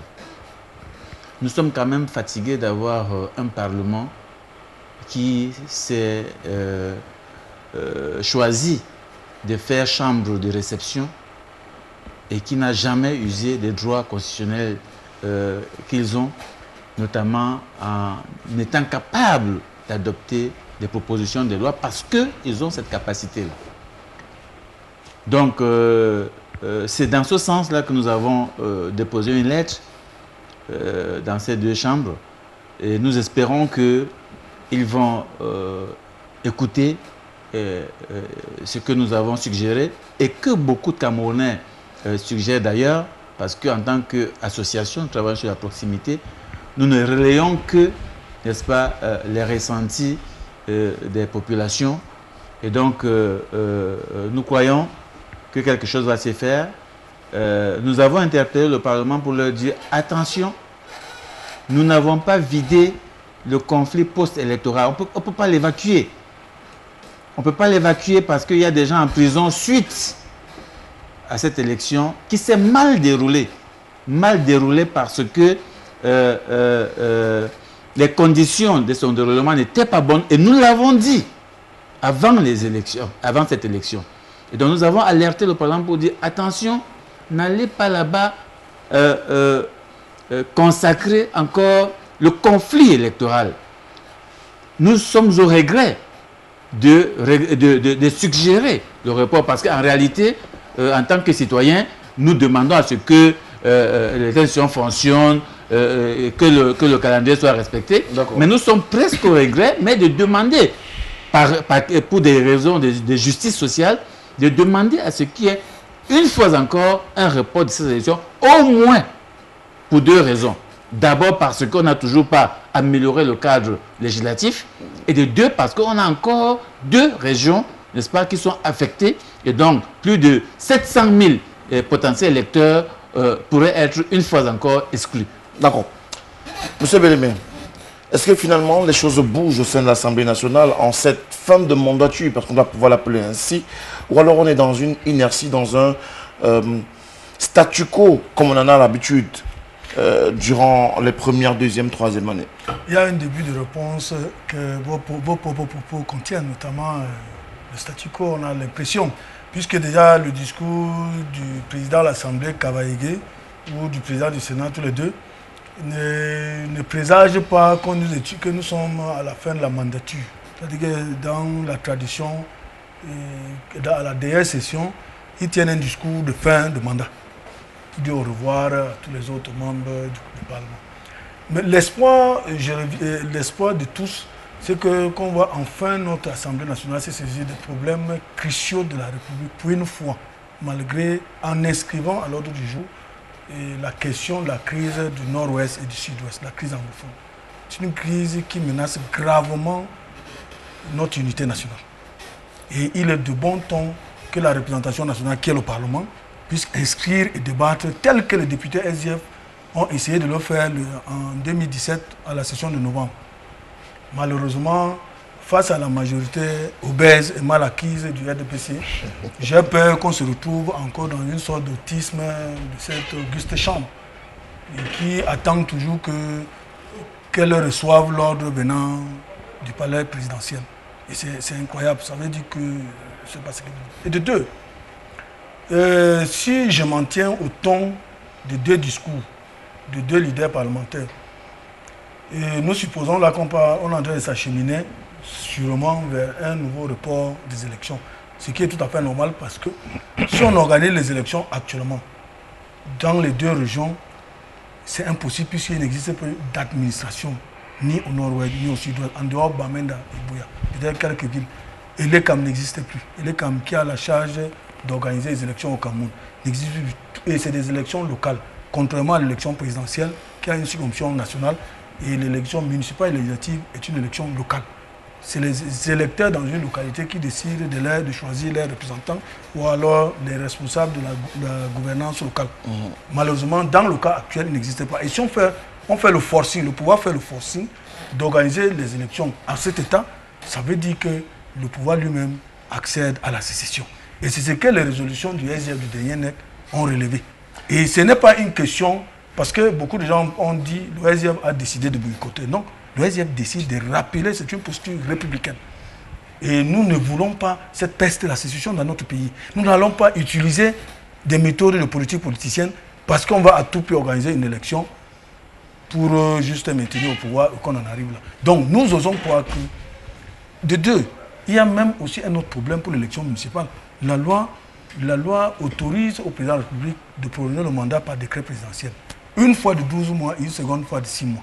Ça veut dire qu'à l'heure actuelle, si le chef de l'État signe un décret qui prolonge le mandat des conseillers, ça veut dire que ce mandat va au plus tard jusqu'en avril 2020 pour organiser une nouvelle élection. Et après, ça c'est terminé. Ce qu'il faut, c'est d'amender la loi sur les municipales et les législatives, effectivement. La loi reconnaît à l'Assemblée nationale, sur proposition de l'exécutif, une loi qui prolonge les mandats. Voilà comment pour arriver au moins à organiser ce débat. Et puis bon, on va arriver à la crise anglophone, comme tel que vous l'avez dit. Et dis-moi quoi? Je comprends le souci de M. Bélémé parce que si des élections ne sont pas organisées au nord-est et au sud-est, le SDF n'aura personne. Mais pour le moment, le SDF a les députés à l'Assemblée nationale. Ils ont d'ailleurs un groupe parlementaire. Le Manida, même en zone francophone, ils peuvent aller, ils n'ont même pas un conseiller. Bon. On va dire après c'est target de conseillers à Douala. Oui, mais bientôt lui non plus n'aura plus. Bon, pour être plus sérieux, j'aurais aimé partager l'optimisme de Philippe Nanga, mais l'expérience m'amène au contraire. C'est-à-dire, pourquoi devrait-on considérer cette session différente de tout ce qu'on a vu jusque-là? Ça va être une session ordinaire, c'est-à-dire où il n'y aura rien de spécial comme toutes les autres. Et puis, nous sommes au début, on a souvent espéré qu'à la fin de la session, on pense voir quelque chose de au moins sortir.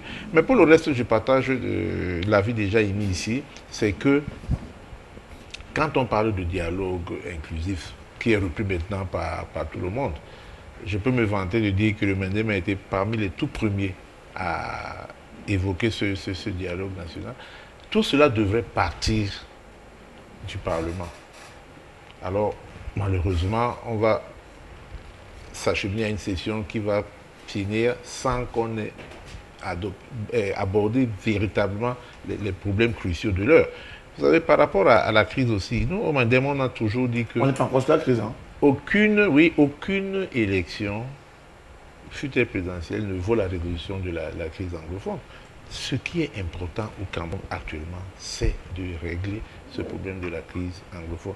On aurait donc attendu qu'une session parlementaire comme celle-là pose courageusement sur la table ce genre de problème, vu qu'on commence à voir les contours, comment l'aborder, comment en venir à bout. Mais c'est une session qui va se terminer comme toutes les autres sans espérer en tirer quelque chose de spécial.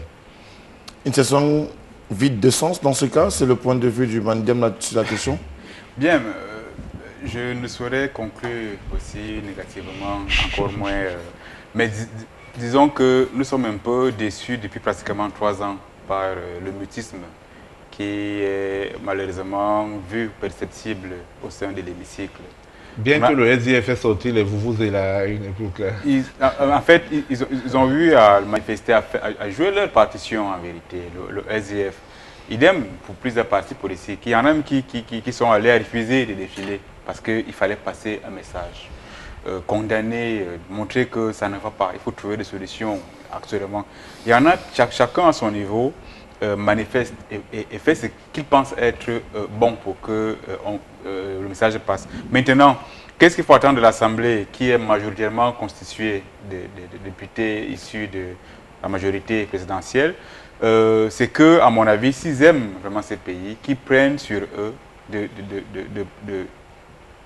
tabler sur des sujets qui nous intéressent et non seulement se limiter aux Parisiens et autres. J'ai vu un pendant que les travaux sur Yaoundé, il était sur son chantier à Douala, il est en train de se construire un hôtel carrément. Donc pendant que on ne donne pas les noms, pas que ça donne son nom ici, c'est que je l'ai vu en tenue tout de blanc vêtu. C'est que quand j'ai décrit comme ça, il sait très bien que je l'ai vu. Et donc, pendant que nous, on s'attend à ce qu'il soit là où les problèmes des Camerounais sont débattus, il est sur son chantier. Et s'il est sur le chantier, c'est qu'ils ont beaucoup d'avantages grâce à l'écharpe qui leur ouvrent d'autres portes, au lieu de leur ouvrir les portes qui donnent accès aux problèmes réels des Camerounais. Donc, je pense que si jamais il y a élection, il faudrait que les Camerounais apprennent à choisir des gens qui peuvent réellement défendre leurs droits, qui peuvent faire entendre leur voix, et non ceux-là qui, une fois à l'Assemblée, commencent à s'empiffrer des sous qui viennent de part et d'autre, et qui ne rendent compte pratiquement à personne. N'appelez pas au numéro de téléphone qui s'affiche au bas de votre petit écran, chers téléspectateurs. Envoyez simplement votre SMS. Envoyez-le de façon lisible, claire et précise. Surtout, signez votre SMS au bas et nous ferons le plaisir, le bonheur de le lire en votre compagnie, bien évidemment, vous qui êtes à la maison. Philippe Nanga, pour sortir de cette question, de cette session parlementaire, hier on avait des députés applaudissants. Aujourd'hui, on a des députés qui peuvent travailler quand même, qui apportent une plus-value pour les populations sur le terrain? Non, il reste faiblement représenté, ça c'est une réalité. Le spectacle décrit par Aloïs est réel. Si vous allez à Yaoundé pendant une session, j'en ai discuté un peu avec un journaliste, je lui ai dit, faites un peu un tour à Yaoundé, vous allez voir. Vous allez vous rendre compte qu'il y a beaucoup de députés qui ne sont pas présents. Même à la séance d'ouverture, ils sont absents. Et dès que la séance est terminée, ils sont en villégiature. Ils font des courses en ville, d'autres ils rentrent dans leur région. Donc, ils ne sont pas là. Donc, vous comprenez que... et vous comprenez finalement la situation du Cameroun. Mais nous faisons un travail citoyen. Parce que quand un monde d'avenir et d'autres organisations de société civile s'élèvent pour dire on en a marre, c'est qu'on en a vraiment marre. Mais avant de dire qu'on en a marre, c'est qu'on a fait des suggestions, des propositions. On a interpellé. C'est pour ça que nous envoyons des messages officiels au chef de l'État, au Parlement, au ministre, à tout le monde, pour dire attention, voilà la situation. Vous devez prendre ça en compte. Après, quand ils ne le font pas, il ne faut pas qu'on soit surpris d'entendre la société civile dire nous pensons que maintenant, le peuple doit prendre ses responsabilités. La situation que nous vivons depuis plusieurs années n'est pas bonne, elle n'est pas du tout reluisante. Et je pense qu'il est de la responsabilité du Parlement. Ce n'est pas de prendre la parole pour dire non à l'ingérence, le Cameroun est ceci. Non, on n'en a pas besoin. Nous savons que nous sommes le Cameroun, nous aimons notre pays. Les Américains, les Européens ont le droit de dire ce qu'ils pensent du Cameroun, mais nous restons Camerounais et nous devons gérer nos problèmes. Et pour ce faire-là, il faut mettre ces problèmes sur la table. Et le Parlement doit mettre les problèmes du Cameroun sur la table. Ce n'est pas compréhensible qu'on ait 3 sessions par an. Depuis 3 ans, aucune session n'est trouvée nécessaire de mettre sur la table la crise anglophone qui a déjà décimé des milliers de personnes. Ça, ce n'est pas normal. Alors, si cela n'est pas normal, la question ou l'exercice des questions orales peut-il permettre à ce que, finalement, les membres du gouvernement soient pris dans le jeu, permettez-moi l'expression, de cette inertie observée autour, par exemple, des problèmes cruciaux que connaît le Cameroun aujourd'hui? Non, concernant le problème de la crise anglophone, le gouvernement fait partie du problème. On va parler de la crise anglophone dans quelques instants. Bon, ok.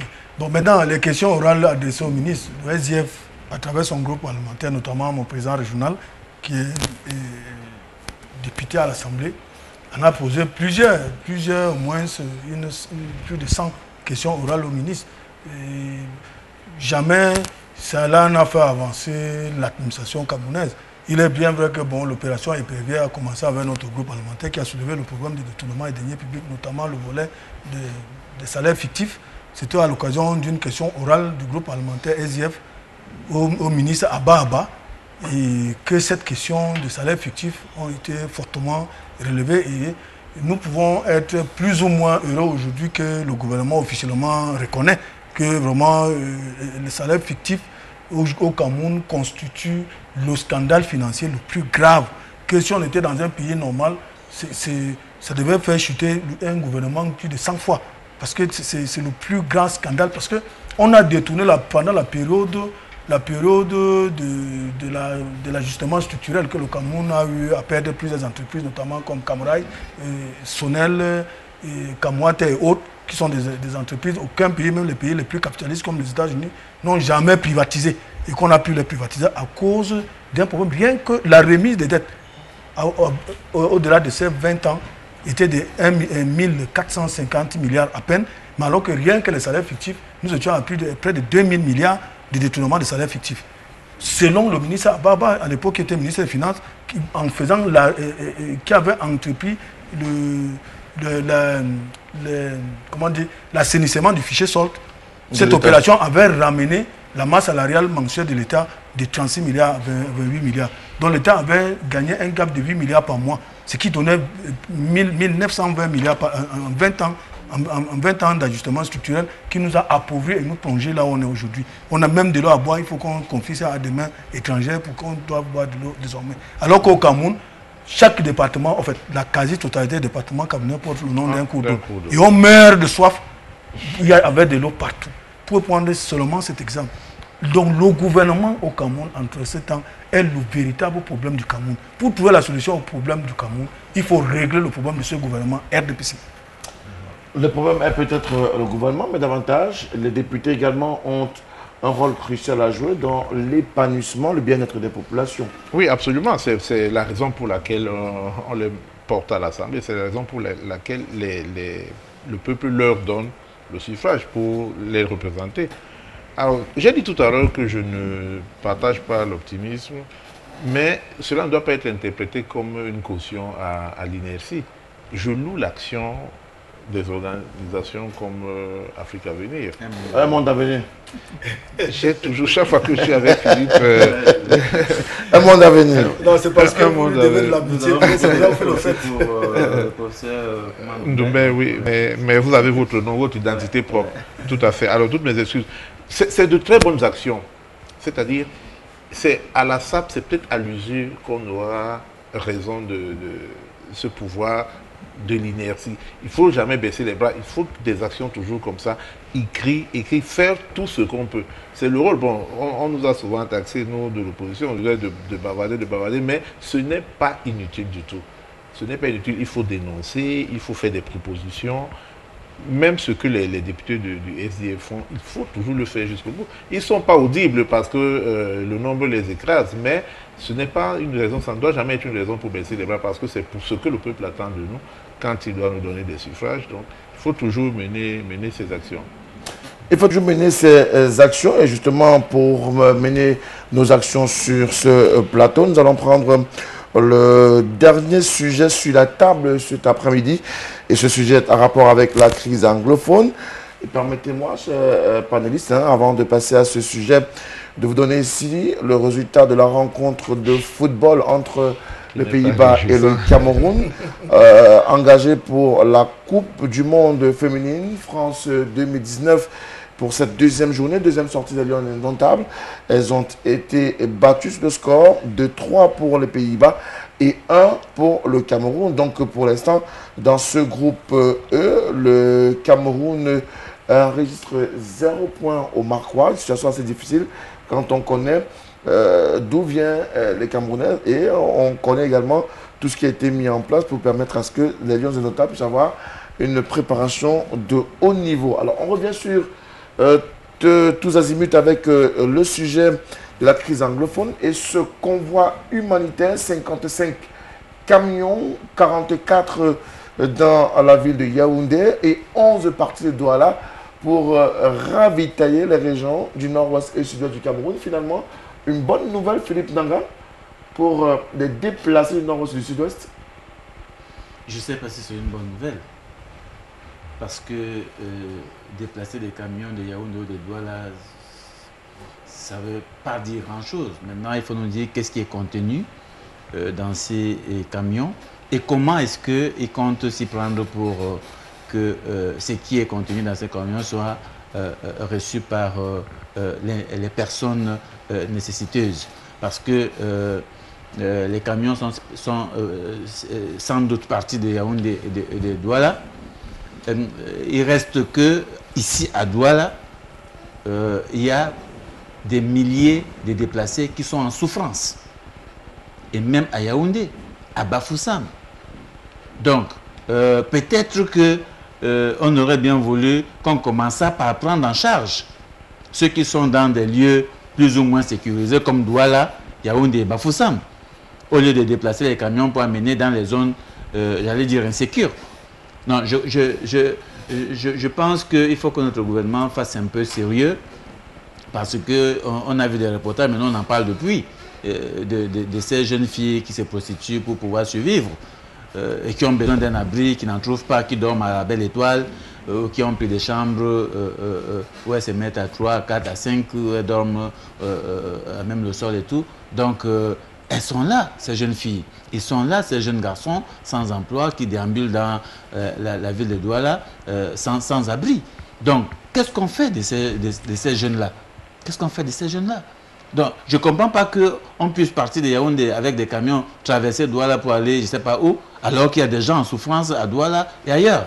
Donc, je crois qu'il faut qu'on soit sérieux. Et quand il y a nous parlons du Parlement, on parlait tout à l'heure du Parlement. C'est pareil avec notre gouvernement. Quand il y a une situation, c'est une situation nationale. Ce n'est pas un problème d'un ministre. Ce n'est pas un problème du gouvernement, des membres du gouvernement. C'est un problème national. Nous avons nos frères et sœurs du nord-ouest et du sud-ouest qui sont en souffrance. Et la responsabilité de régler le problème n'incombe pas exclusivement aux membres du gouvernement. Il ne faut pas penser qu'ils sont les seuls à bien penser, à bien réfléchir et à trouver des solutions. Ils doivent pouvoir associer tout le monde. Et depuis, on réclame qu'on associe tous les Camerounais. Donc, on s'assied d'abord même pour poser le problème, identifier les urgences et organiser la prise en charge. Le gouvernement s'entête et met en place ses actions. Et demain, on va vous dire qu'on a mis 15 milliards, 200 milliards, l'argent des Camerounais qu'on a collecté, dont on ne saura jamais comment ça a été géré. Alors, mais toujours à-t-il que le gouvernement a le devoir d'apporter des solutions à ces déplacés internes et un plan d'urgence humanitaire a été mis en place par le chef de l'État. Des actions avaient déjà été initiées et à la suite logique de ces actions, les centres de coordination de ce plan d'assistance humanitaire ont été dotés de personnel et ce sont ces personnels qui devraient être sur le terrain au quotidien auprès de ces déplacés internes. C'est d'ailleurs la consigne donnée par Paul Atangandi, le ministre de l'administration territoriale, qui est allé à Buea, par exemple, au courant de cette semaine, avec les partenaires au développement, donc les acteurs des Nations Unies, pour donner la feuille de route de la mise en œuvre effective sur le terrain de ce plan humanitaire d'assistance. Frédéric Moutomé, j'avoue que dans ma position de journaliste, j'ai loué cette initiative. Quand même, 55 millions, c'est beaucoup. Le coût financier, je ne sais pas encore ce que ça a donné, ce que ça a coûté. Mais ce qui me choque, c'est que actuellement, j'ai des voisins au quartier, ici à Douala, qui n'étaient pas là il y a quelques mois. Quand je dis que je suis choqué, ce n'est pas que je les hais du tout. Ils sont anglophones, ils parlent anglais. Ils n'étaient pas là, il n'y a pas très longtemps. Ce qui me choque, c'est que tous les matins, depuis un temps, j'ai commencé à avoir des habits séchés, du moins accrochés sur leur véranda. Au début, j'ai cru que c'était des habits, comme il pleut un peu à Douala, que c'était des habits qu'on mettait là parce qu'il y avait la pluie dehors. C'est mon épouse qui me dit non, en vérité, c'est des gens qui sont venus, qui avaient leur activité économique là-bas, dans le Nozo, dans la zone anglophone. Et comme la guerre est arrivée, ils sont venus à Douala. Mais vous savez qu'il faut avoir une place dans nos marchés, c'est encore la croix et la bannière. Ils n'ont donc pas où aller. Ils ont donc créé leur commerce là. Ils ont une voiture, je pense qu'elle doit être en vente. Ils ont été mis en vente. Il faut trouver des moyens de suivi. Pendant donc on y est, vous avez donc 55 camions qu'on amène là à Tambour-Batang pour aller de ce côté, dans le Nozo. Ça veut dire quoi? Ça veut dire que des gens qui doivent être normalement secourus sont restés loin, derrière. Et on est allé dans le vide presque. Je ne dis pas que ceux qui sont là-bas ne sont pas des personnes. Non, du coup, c'est que on trouve des fausses solutions aux vrais problèmes. Des dons et autres, c'est bien. Mais avant d'apporter des dons, il faut d'abord les rassembler, tous ceux-là qui sont partis de ces zones. Une fois qu'ils sont rassemblés, on peut donc commencer à leur apporter des appuis divers. Or, aujourd'hui, il y en a qui sont au Nigeria, il y en a qui sont à Douala, il y en a qui sont à Bonabiri, il y en a qui sont Chacun a trouvé refuge quelque part. Et ils ont déserté pratiquement leur zone.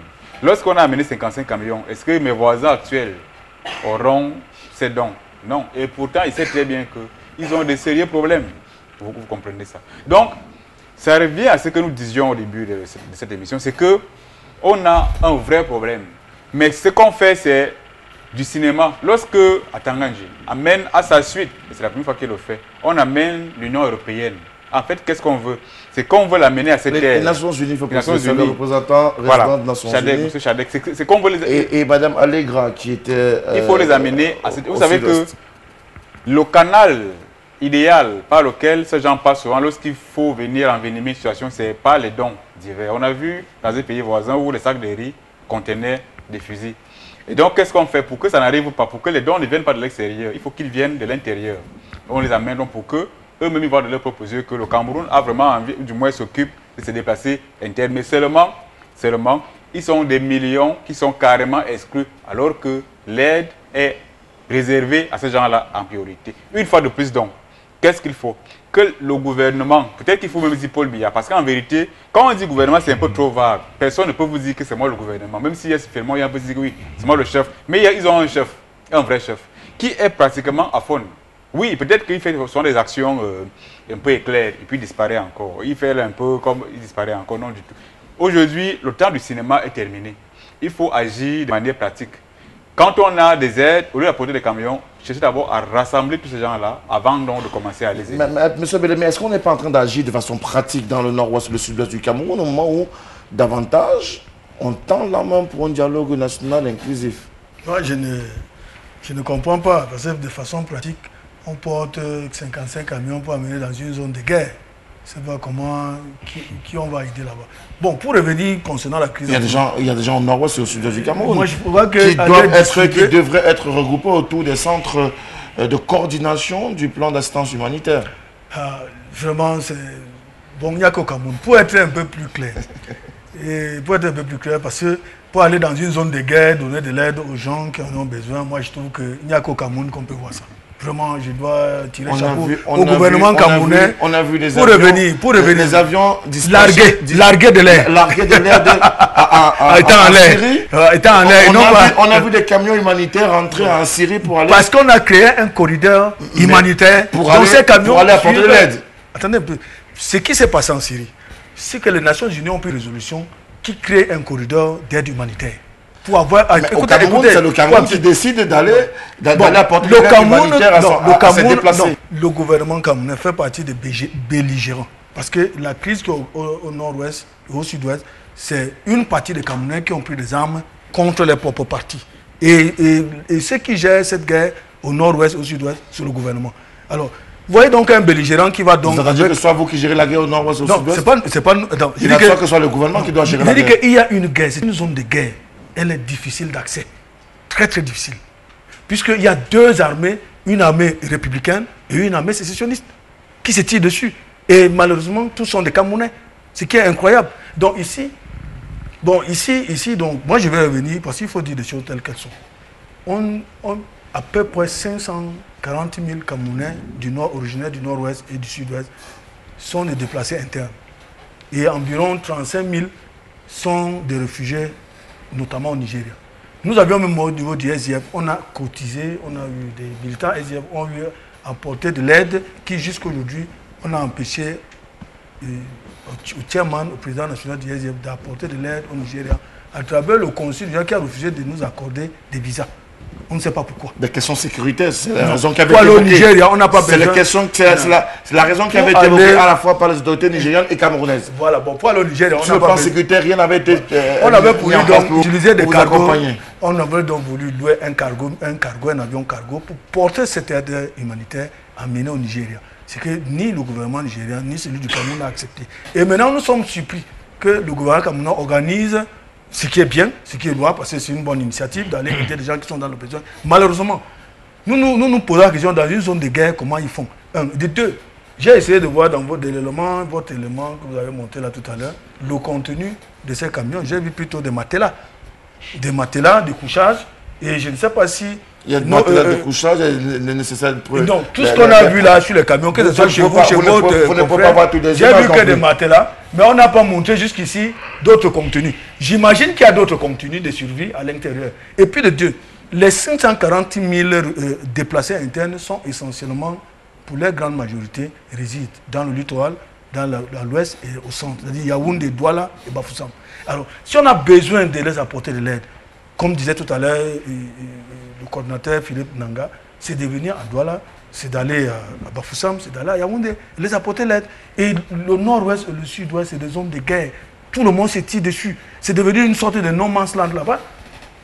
Il n'y a pas de no man's land. D'ailleurs, ce matin, ou du moins ce 14, pardon, vendredi, là, il y a une décision prise par le gouverneur de la région du nord-ouest du Cameroun, Adolphe Lafik de Benchoufo, qui a levé le bouclier sécuritaire qui entourait la ville de Bamenda pour permettre à ce que, donc on a levé le couvre-feu pour permettre à ce que ces convois, permettez-moi de les appeler humanitaires, puissent rallier Bamenda en toute sécurité, donc d'apporter cette aide. Et contrairement à ce que pense notre ami du SDF, ce n'est pas une surprise que le gouvernement vienne en aide à ces populations déplacées. Non, c'est clair que le gouvernement est dans une logique d'apaisement de la situation. Mais avant que je ne développe, je veux revenir sur 2 points dans le discours de M. Bélémé. Il n'y a pas 2 armées en conflit au Cameroun. Au Mandem, nous nous opposons fermement contre cette espèce d'équilibre de ce qui se passe. Non, il n'y a pas eu 2 armées en conflit. Parce que M. Bélémé a dit qu'il y a une armée camerounaise et puis il y a une armée de sécessionnistes. Non, il y a une armée légitime du Cameroun qui a face à elle des terroristes qui ont pris des armes. Qu'est-ce qu'il y a de différent de ce que j'ai dit? Non, ce n'est pas une armée. Mais c'est 2 corps armés. Non, ne dites pas comme si c'était 2 pays qui étaient en conflit. Et vous avez même dit que le Cameroun est un des belligérants. Non.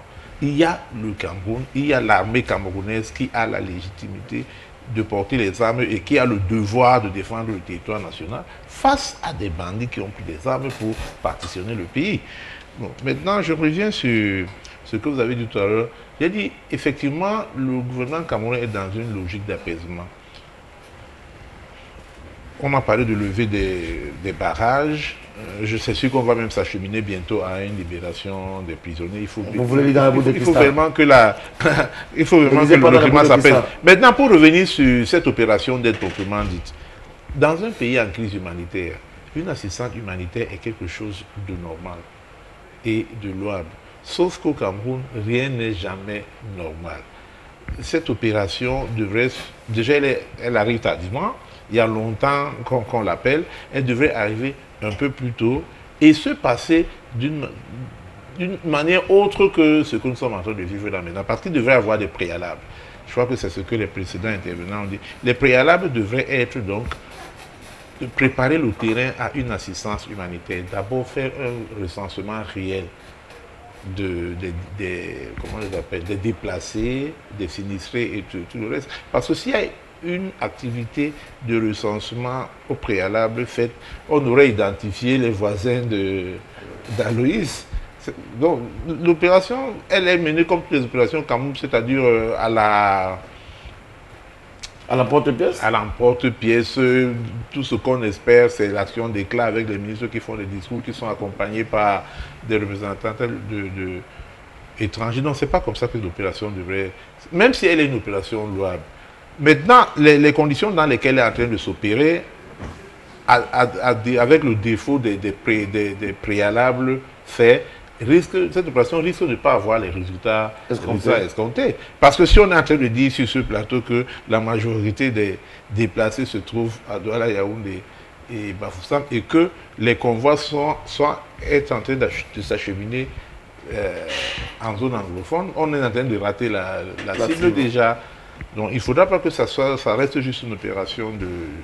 Alors au-delà d'être une opération de charme... Et que ça soit effectivement une opération efficace pour venir en assistance à nos frères qui sont dans la détresse.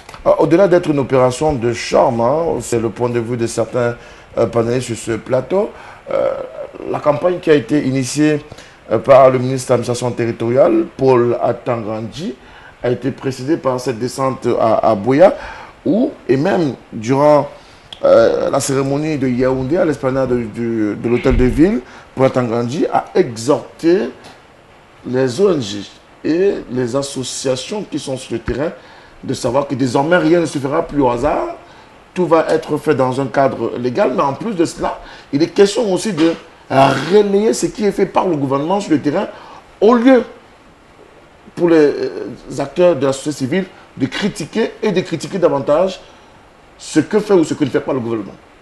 Je suis sûr que Philippe n'a pas été contacté pour apporter son assistance. Le ministre Atanganji est le ministre de l'administration territoriale. Donc il a le fichier des associations, il a le fichier des ONG. Il connaît comment faire pour toucher les leaders. Moi, je travaille. Il a passé son message là. Oh, ce n'est pas la télé, c'est pas comme ça. Vous croyez que c'est comme ça qu'on organise des choses dans un pays normal? Vous allez à la télé, vous dites qu'on s'adresse, machin. Nous, on doit courir après pour aller suivre, parce qu'on a suivi à la télé que le ministre a besoin des ONG. C'est pas comme ça que ça se passe. Donc, quand un ministre veut travailler avec les ONG, il sait comment il fait, qu'il doit faire. Il les invite formellement et on discute sur le cadre du travail. C'est comme ça que ça se passe. Ce n'est pas à la télé que je vais écouter que le ministre a besoin déjà et puis je cours pour aller à Yaoundé. Ça ne se passe pas comme ça. Donc, il faut arrêter la diversion. On n'est pas là parce qu'on est toujours en train de faire diversion pendant que les gens meurent à gauche et à droite.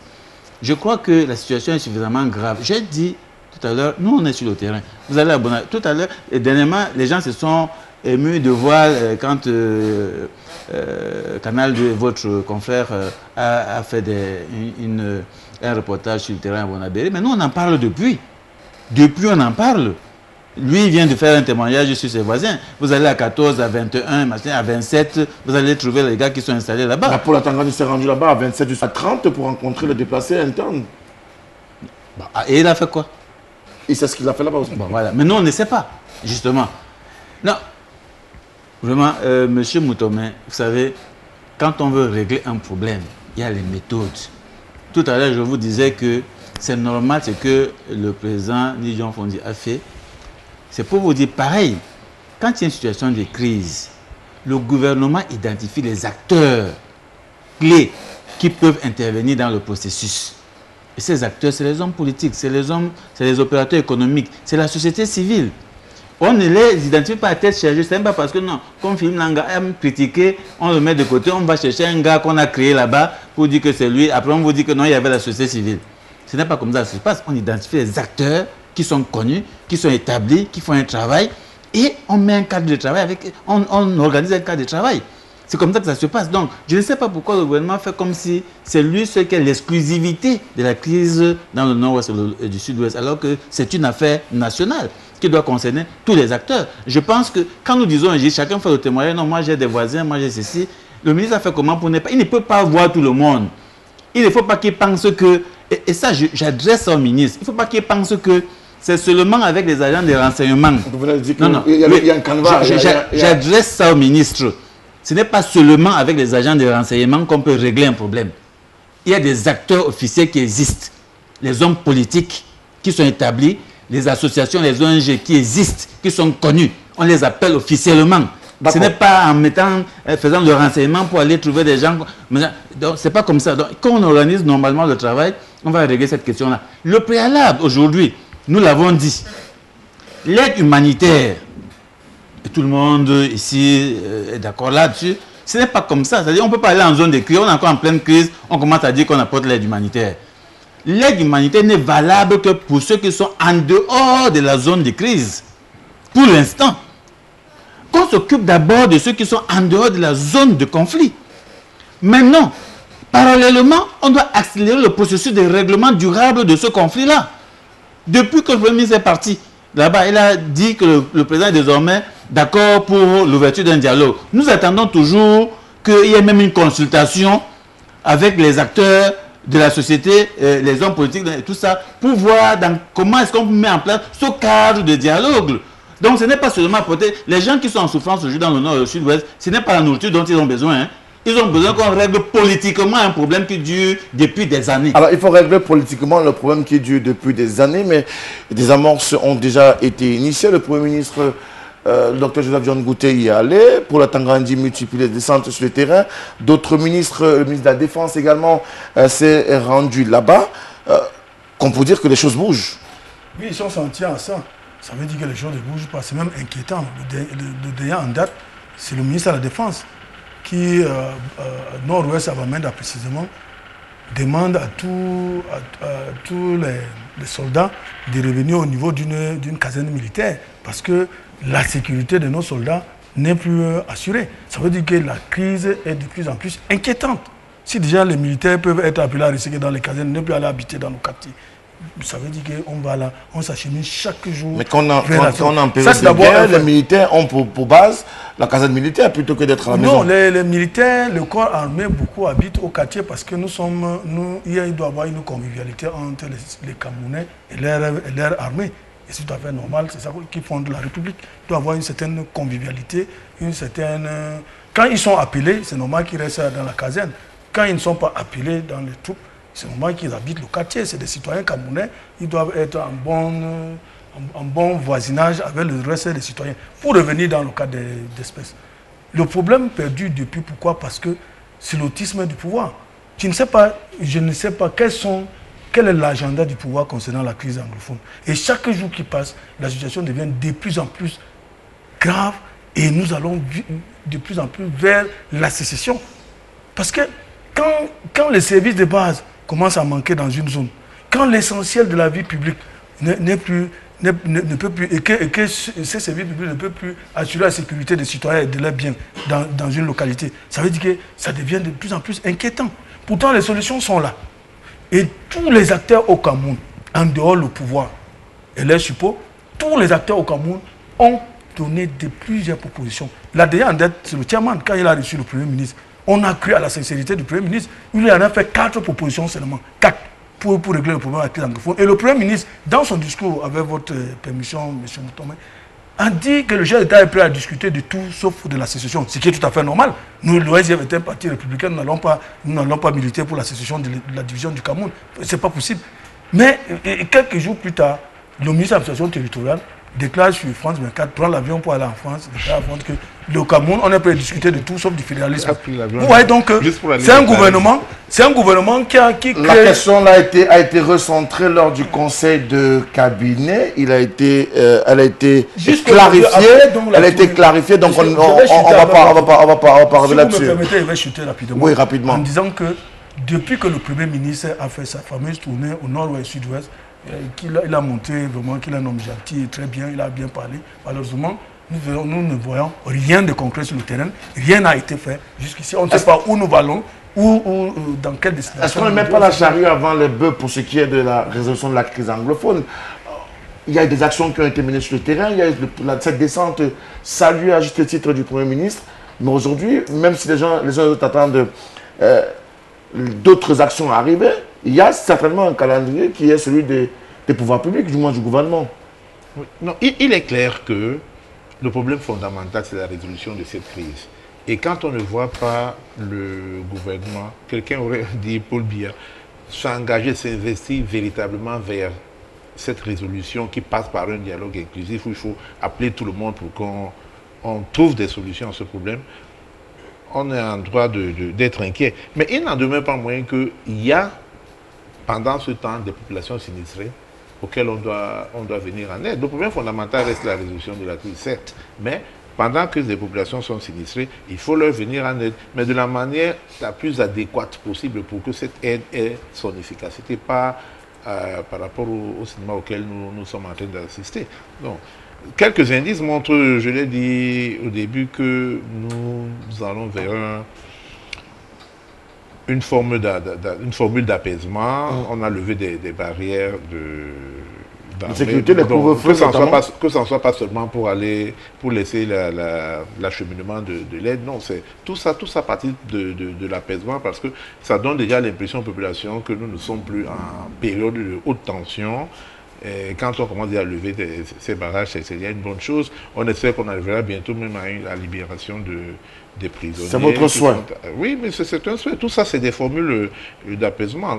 Cette opération humanitaire, elle est arrivée aussi. Il faut seulement qu'elle soit orientée et administrée de la meilleure des manières qui soit. Pour que le maximum de bénéficiaires puissent en profiter. Ils sont plusieurs milliers de Camerounais en situation difficile et déplacés dans le nord-ouest et le sud-ouest du Cameroun.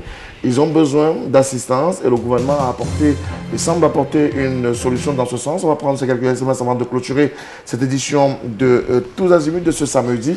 Bonsoir à tous sur le plateau. Cette session montre à suffisance que le pouvoir en place ne veut pas de dialogue pour décrisper cette crise anglophone et la crise post-électorale. Je ne sais pas s'il y a une crise post-électorale au Cameroun, mais c'est un avis.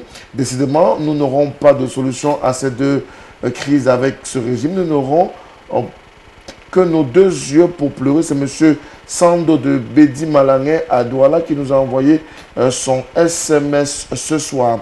Bonsoir au panel. Je pense que le Parlement doit absolument mettre le problème du Nozo sur la table de discussion, qu'il apporte toute sa contribution dans la résolution de ce problème qui a déjà fait beaucoup de victimes dans le nord-ouest et le sud du Cameroun. Achille de Bafia qui nous envoie ce SMS ce soir. Bonsoir, encouragement pour ce que vous faites. J'aimerais juste dire que le Cameroun a perdu ses repères en 37 ans. Nous n'avons pas d'eau ni d'électricité, c'est un peu exagéré, il y a de l'eau, il y a de l'électricité. Et aujourd'hui, nous avons des frères et sœurs qui périssent au nord-ouest et au sud du Cameroun, où nous sommes tout à fait d'accord, mais il faut que tout le monde se mette sur la table et apporte sa solution. Sankara de PK14 qui nous a envoyé ce SMS. Bonsoir à LTM, notre gouvernement est colonial, il ne dialogue pas. Le peuple attendra le dialogue très longtemps s'il continue à observer les morts, la souffrance, les détournements. C'est Dan de Bonavéry qui nous a envoyé son SMS ce soir. Bonsoir, belle émission. Alors, un autre SMS. Bonsoir, le plateau. Monsieur Nanga est plus qu'un opposant. Quelle est cette société civile qui s'oppose à tout ce que le gouvernement fait? Vous avez été démasqué depuis. Arrêtez d'enfumer les Camerounais, mais il pousse... alors,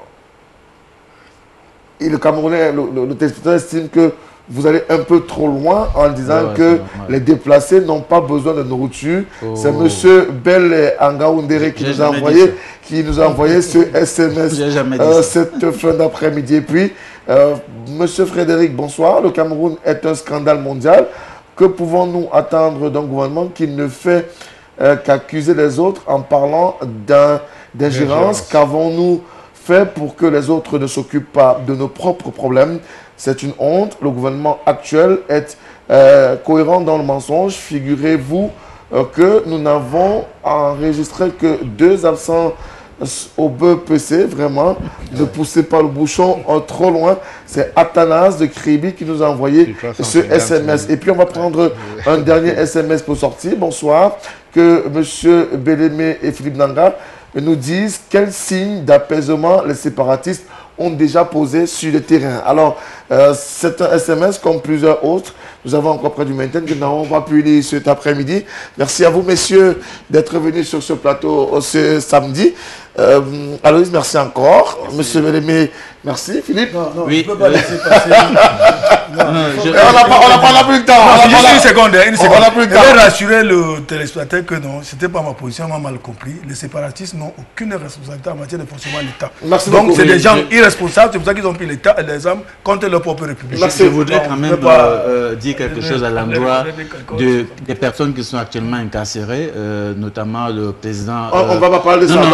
Le président du Modegna et Philbert Menago qui est incarcéré depuis 2 semaines. C'est pour dire à leurs enfants, à leurs amis qui ne sont pas incarcérés en Nouvelle parce qu'ils ont détourné de l'argent, parce qu'ils ont volé de l'argent, parce qu'ils ont escroqué quelqu'un. Ils sont en prison parce qu'ils ont voulu jouir de leur droit de manifester. Ils étaient sur la voie publique de manière illégale, monsieur Philippe. On ne va pas revenir là-dessus. Merci à vous, Philippe, d'être venu. Monsieur Lumande, merci encore, monsieur Bézimoko, d'avoir répondu présent à notre appel. Mesdames, messieurs, c'était tous azimuts de ce samedi. Vous le savez, ce programme, c'est le samedi dès 15h jusqu'à 17h précise. Plus de sujets sur la table de la discussion. Et ce samedi, nous avons été là pour vous accompagner. On espère vous avoir satisfait et on vous donne rendez-vous samedi prochain, 15h, avec plusieurs nouvelles thématiques. Bon samedi à toutes et à tous.